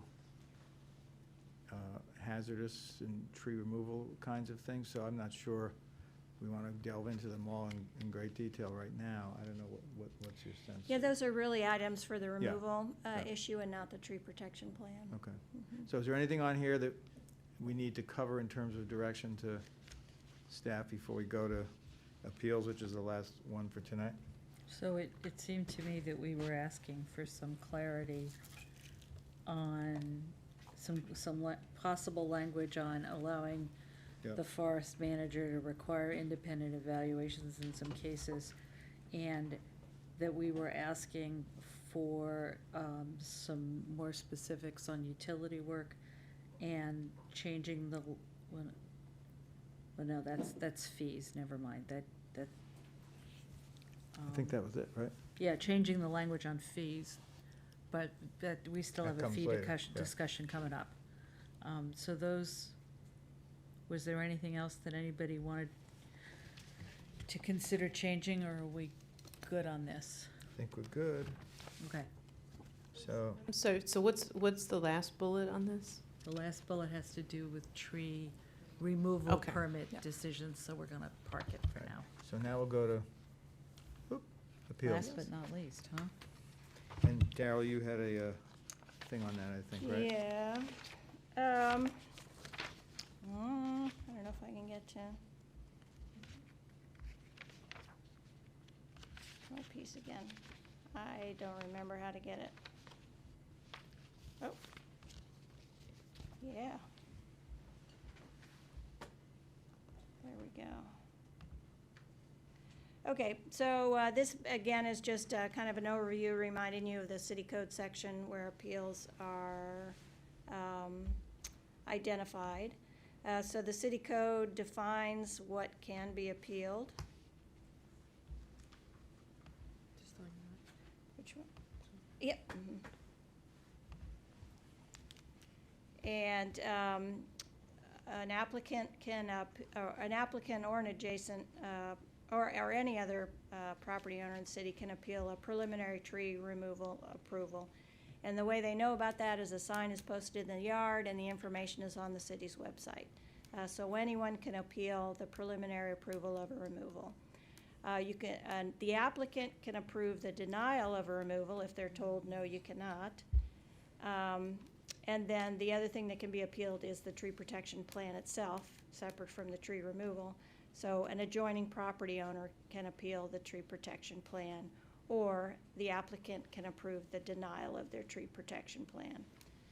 Currently, the things that cannot be appealed are the replanting requirements, or the number of trees required of replanting, the arborist's decision that a tree requires a permit versus a waiver for removal, or the fact that a waiver is granted. Those items are not appealable in the current city code. And the tree commission is the body that hears appeals. Just basically, I think you all know this, but the tree commission is made up of community members selected by the council and assisted by the city attorney. The hearings are quasi-judicial. The burden of proof is on the appellant. The urban forest manager presents their information, and then the applicant or the appellant provides their response and information, and the commission deliberates privately. City attorney notifies the parties within 30 days of the hearing. If they're unsatisfied, if the appellant is unsatisfied with the decision of the tree commission, they can take the matter to circuit court. And if they want to do so, they have to file a petition for judicial review within 30 days of the issuance of the tree commission's decision. And this is just the information that we've provided before over the past 5 years and the number of appeals that the tree commission has heard, the type, whether the decision was confirmed or whether the decision was overturned. Is there anything common about the overturns versus the non-overturns, or is the sample too small to be able to say? I don't really know. Ken, do you have any thoughts on that? Anything that leads, that, oh, it's typical that they get overturned when blank happens, or is that not really a? I mean, in almost all cases, tree removals, it's a denial is what's appealed. So if they're overturned, they were successful in convincing the tree commission that there was a reason for. Most of the appeals that we hear are not meritorious. The appellants do not present evidence that proves contrary to the urban forest manager's decision. Where we have cases where we have overturned removals, it has been in cases where they're really on the edge. Generally speaking, for trees that are within 5 years of the end of their lifespans, a permit will be approved, but there will be a replanting requirement. If it falls into more of the 10 to 30 year category, it's hard to make the case that the tree is not healthy. So that's where there are those really, really, really fine decisions that can be made that are interpretive in nature, but they're always based on the 9 criteria of evaluation. And those are the same criteria that are used for the initial evaluation as with the appeal. So it's really what evidence has been proved. And they're usually trees that are not in great shape, but they're just really kind of on that edge.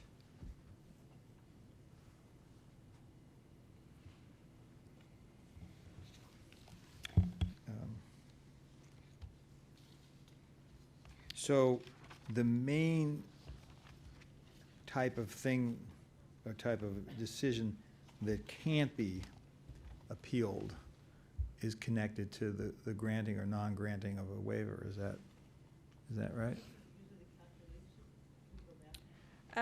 Sorry. Go back for a moment to your of course. list of. Right, that is correct, Peter. So on. Oops, I don't. Sorry, it's beyond my technical capabilities. I'm sorry. There. I cannot toggle between.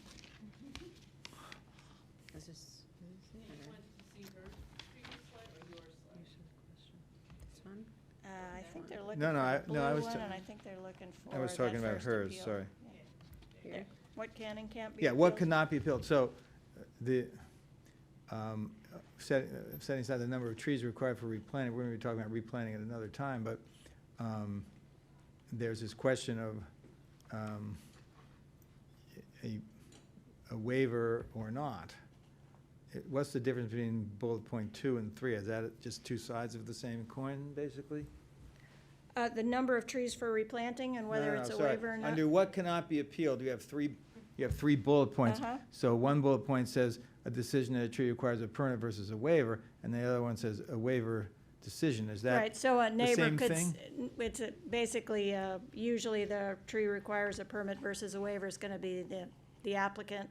A waiver decision could potentially be someone else who said, hey, that shouldn't be a Okay. waiver, that tree's still got life in it, Gotcha. it should be a preliminary approval or denial. But so, I mean, when I've heard from people concerned about, hey, I couldn't appeal the decision, one of these two is what they're talking about. Right. And so the question is, one of the questions for the council to think about is whether that should change. But what's your perspective on that? Well, because the ordinance includes the criteria by which the decision is made for replanting, so the code actually has within it the criteria for the number of trees to be replanted. There's an evaluation chart and 6 to 30 points. That's in the code. So a tree is rated based on those criteria. And then the code also gives a chart that says what the percentage of replanting is based on that tally of the health rating. And because that is in the code, in code language, we really don't feel like it's an appealable thing because it's right there specified. There is little subjectivity. The criteria is there in the code, as are the percentages and the replanting percentage. And then there's a chart that we use that takes the diameter of the tree and with the percentage replacement, 1%, 2%, or 3%, and tells you how many trees that is. So because there's no wiggle room in that, we don't see it as an appealable thing. What the council can evaluate is whether or not it wants to change those criteria that currently exist in the code. The percentages, the replanting requirement, or the criteria by which we're evaluating the trees. I think that, at least my sense is that the complaints that I hear, it's not necessarily arguing with that with that chart, it's that it costs money, and they don't want to spend all the money. And there's another way to deal with that than making it an appeal. I'm sorry, I can't understand. And there are other ways to deal with that than making it appealable. Councilman Costick? I'm just looking at the second one here in terms of denial of tree removal by applicant. Isn't that also based on the same rating chart that the waiver is decided on? Yes, it's all the same. The So- tree is evaluated, any tree is evaluated with that same criteria. So if we've denied a tree for removal, it's because it didn't meet the criteria for, it's in fair or better condition, and it's not a hazardous tree. So, We do have residents who do not like a tree over their house, near their house. that they just or, wanna remove. dropping acorns. We've had people who have a fruiting tree that don't like the fact that every year they have to clean it up. So in their mind, that's a reason for removal. Based on the code, it is not. I'm just thinking though that seems like a similar Yeah. evaluation technique as is being used for things like the waiver or the replanting requirements. But in one case it's appealable and in the other case it's not. Well, the applicant can appeal their denial. When they go in front of the tree commission, we're gonna use that same chart and say, here's how the tree rated out, here's the pictures of it. But we do allow it to be appealed. But Daryl, you had said that because it's a chart, that's why you thought it could not be appealed for this other purpose. But for some reason, it's in two different categories. Oh, yeah, I guess I just see it differently when you're talking about a denial. Even though they're using the same rating chart I think if we did not allow residents to appeal a denial of a tree on their own property, they would feel like they lost their right to make their case. Yeah, I'm thinking about it the other way around in Right. terms of not getting rid of the denial of removal appeal, but allowing an appeal for a waiver. And maybe some of that will be resolved if we talk about, depending on our decision when we talk about hazardous trees and trees in decline, maybe it will become more or less important to be able to appeal that. So that might be something we want to return to. The other ones I'm thinking about are the first two under those that can be appealed. In terms of the preliminary tree protection plan, I know the city attorney had recommended eliminating that appeal. I understand why it's there, but it does sort of seem to me that if the urban forest manager has worked with the applicant and created a plan that has been evaluated to protect the trees, I don't entirely understand why there would be a need to appeal that unless are there cases where it's actually the owner of the property who's appealing it and saying, I think this is too strict and I want less, or is it someone else? Well, of the two we've had in the past 5 years, one was the applicant because they were denied. They couldn't resolve their tree protection plan. We basically said, there's no way you can build this without, and protect your trees. And then the other was an adjacent property owner who was worried about an impact to their tree. And your recommendation was just to remove the neighbors, the appeal of other people, right? Or were you recommending for both? Just the appeal by the neighbors. Okay. Right, I mean, people wouldn't be in a position to approve or appeal an approval of their own tree protection plan because, I mean, it's their plan, it gets approved, and essentially if they wouldn't agree to something that's required, then it wouldn't be approved. So the appeal in that case was not an appeal of a tree protection plan, but an appeal of, what was the appeal in the case where the owner was denied? We didn't approve, we could not resolve their tree protection plan. We said there's no way you can build that and have a tree protection plan. So we denied the ability to give them a tree protection plan. And so they appealed based on the tree protection plan or based on a denial?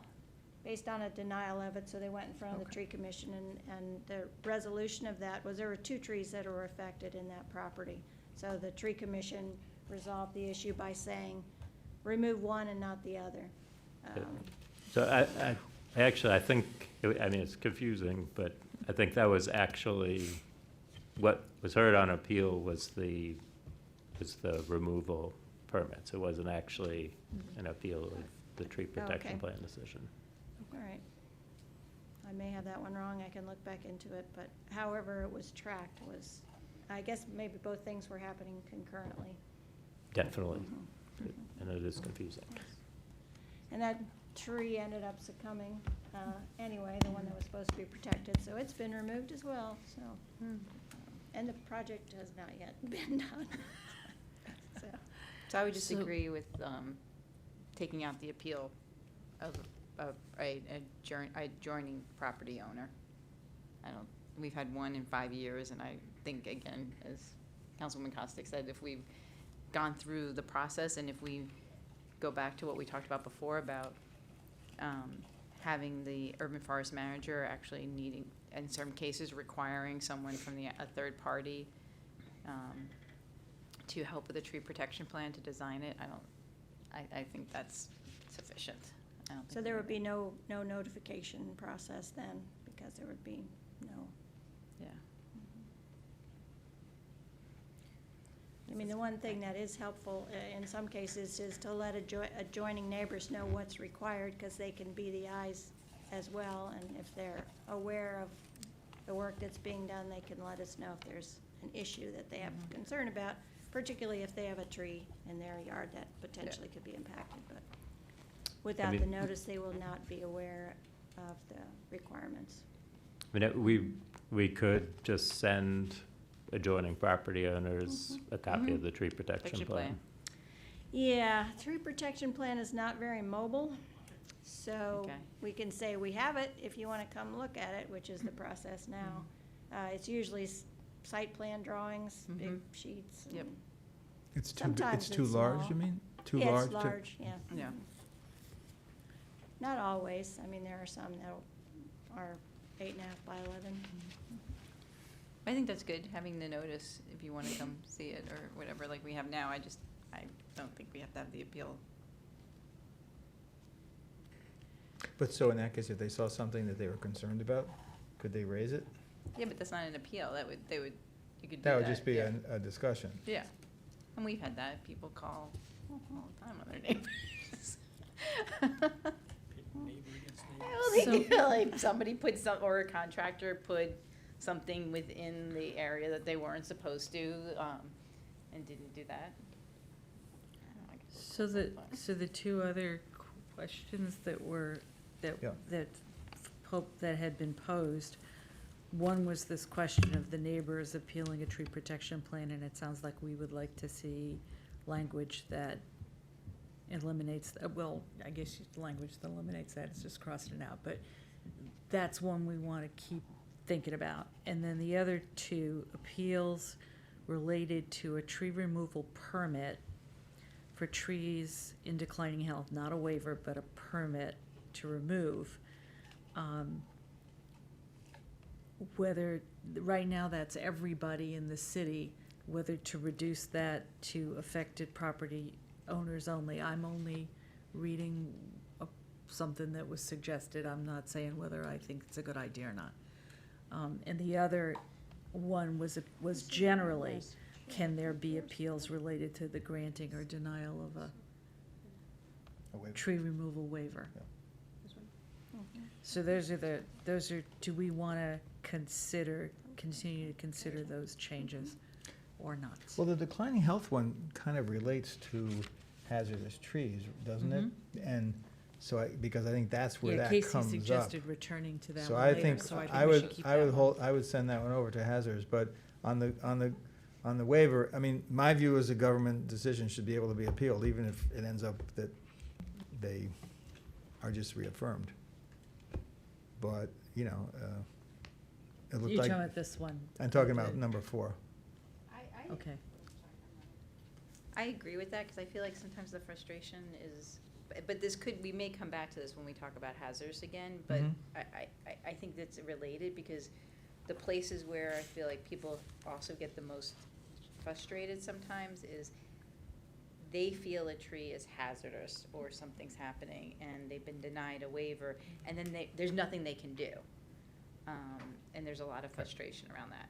Now, we may take care of that next time when we talk about removal and hazards, but I would put a pin in that I think I would move that over to an appeals. And if you look at the numbers, 38% of the appeals were overturned. That's not just like nothing. They weren't for these, but I'm just saying that appeals do sometimes produce different results, so. And the third one is if there's a hazardous tree and it gets denied and the neighbor wants to appeal the denial. Well, I'm just saying that's what it is. So I don't necessarily see declining health as the same as a discussion of hazardous. Some are, some aren't. But I've heard, I'm not involved in most of the discussions, but I know a number of cases where people have a tree that's in declining health. They're not worried it's gonna fall over, but they're ready to move on. And so, it's take care of it soon. And, maybe they want to sell the house, various things. So then what? But I think that gets to the replanning also, because the declining health issue is, if you have to cut down a tree in declining health, or you want to cut down a tree in declining health, you could argue as the homeowner that the replanting numbers should be lower if we were to change that, right? I Well, and we understand. have that. We do Right, but I mean, that have a could lower be, number we're for gonna be those. talking about replanting though, in a separate one. So I think that's usually what the issue is that they think it's not worth as much. I hate to use the word worth, but I don't know. I mean, I think one thing to think about if we're allowing appeals of waiver decisions and appeals of the tree replacement requirements is we're gonna see a lot more appeals. Because, a waiver you know, if a waiver is approved, then, you know, there's no tree replacement required, and if they have to get a permit, then, you know, they could easily be spending, you know, $600, $1,000 on tree replacement, so would be worth a shot to file an appeal. So I think the tree commission would be probably meeting every week if those decisions were appealable. So we're gonna put Wait, it, sorry, sorry. Say it again, Kate. So if we, If Well, we no. allow appeals of waiver decisions and appeals of replacement calculations. I haven't heard anybody say that. I they- haven't heard the replacement Yeah. piece. I always, that's I why thought wanted that to make was sure. on the list. Mm-mm. No. I think it's on the list, but I don't think it's one anyone is actively considering. Right. So I was, Okay. yeah. But I the was- waiver, I the was talking waivers about the are. waiver situation. Do you have concerns about that? If someone's denied a waiver? I mean, I have concerns about allowing appeals of that decision. I think it would greatly increase the number of appeals the commission receives. And it typically is motivated by not wanting to do the replacement. So you're still, even though you're saying you're not allowing appeals of replacement, that's really what it is. If you have a Mhm. preliminary approval, you have replanting. If you have a waiver, you don't. Right. So to an appeal, a waiver, it's really appealing the replanting requirement. Well, as we said, we were gonna return to that one. My final, I think my final question has to do with right now, if a tree removal permit, not a waiver, is denied, the applicant can appeal. And the suggestion, the suggestion is whether can anybody in the city appeal that? Can any of the neighbors appeal that tree removal permit was denied? Anybody can appeal Anybody can. a tree removal permit, so anybody could appeal it. The denial of a permit, not the issuing of one. Yeah. And do you see any benefit in reducing the pool of folks to the affected property owners?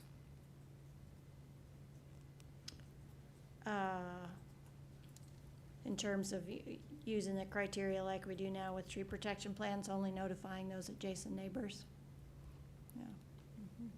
Well, again, I'm not saying No, are you I saying- support it, I'm just trying to explain You're saying it. someone who lives in another part of the city would appeal a decision not to cut down a tree on someone's yard?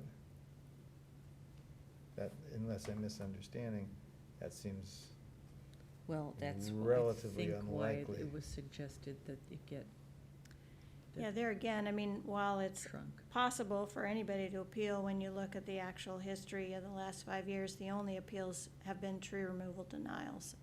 Okay. Appeals by the applicant Yeah. for denial. So that's the only thing that people are. So it, Now, granted, they couldn't appeal waivers or replanting, so that's why you don't see those numbers. But in terms of the tree removal itself, it's only been an appeal for denials. And no one would know that it was a denial unless they knew the property owner and they told them, right? I mean, there's no posting for a denial. Right, there's a posting for preliminary approval, but there isn't a public notice for the denial, unless they appeal. If they appeal, then we have to put a sign up that says this person's appealed the denial of their removal request.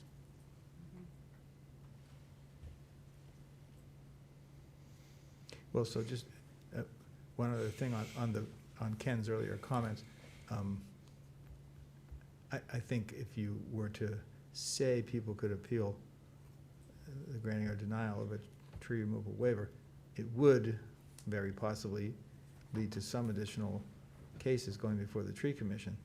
But that is why we would do it, if we thought it was a more fair thing. So I appreciate that, and if it was an impossible number for the commission to handle, then that might be one thing. But, and I don't think you were saying this, but the mere fact that there were additional appeals filed, I wouldn't consider per se a bad thing if it was to address a situation at the moment that, to me, seems a little bit unfair that there isn't a waiver for that. So I just want to say that. Took me longer to say it than it should have, but Well, I think that does, like, move us into the removal of trees and the hazardous trees, so since it's 11:30, maybe Yeah. this is a good place to. I think we've covered Well, everything. we covered a lot. We were gonna do that next week anyway. Yeah, Yeah. that's it. There's That's what I was nothing saying, else on it's a the good list. place No, that's it. Yeah. to wrap Okay. up. Good, Let's all wrap it up. right, well, thank you all, and we will return to this next week. We're adjourned.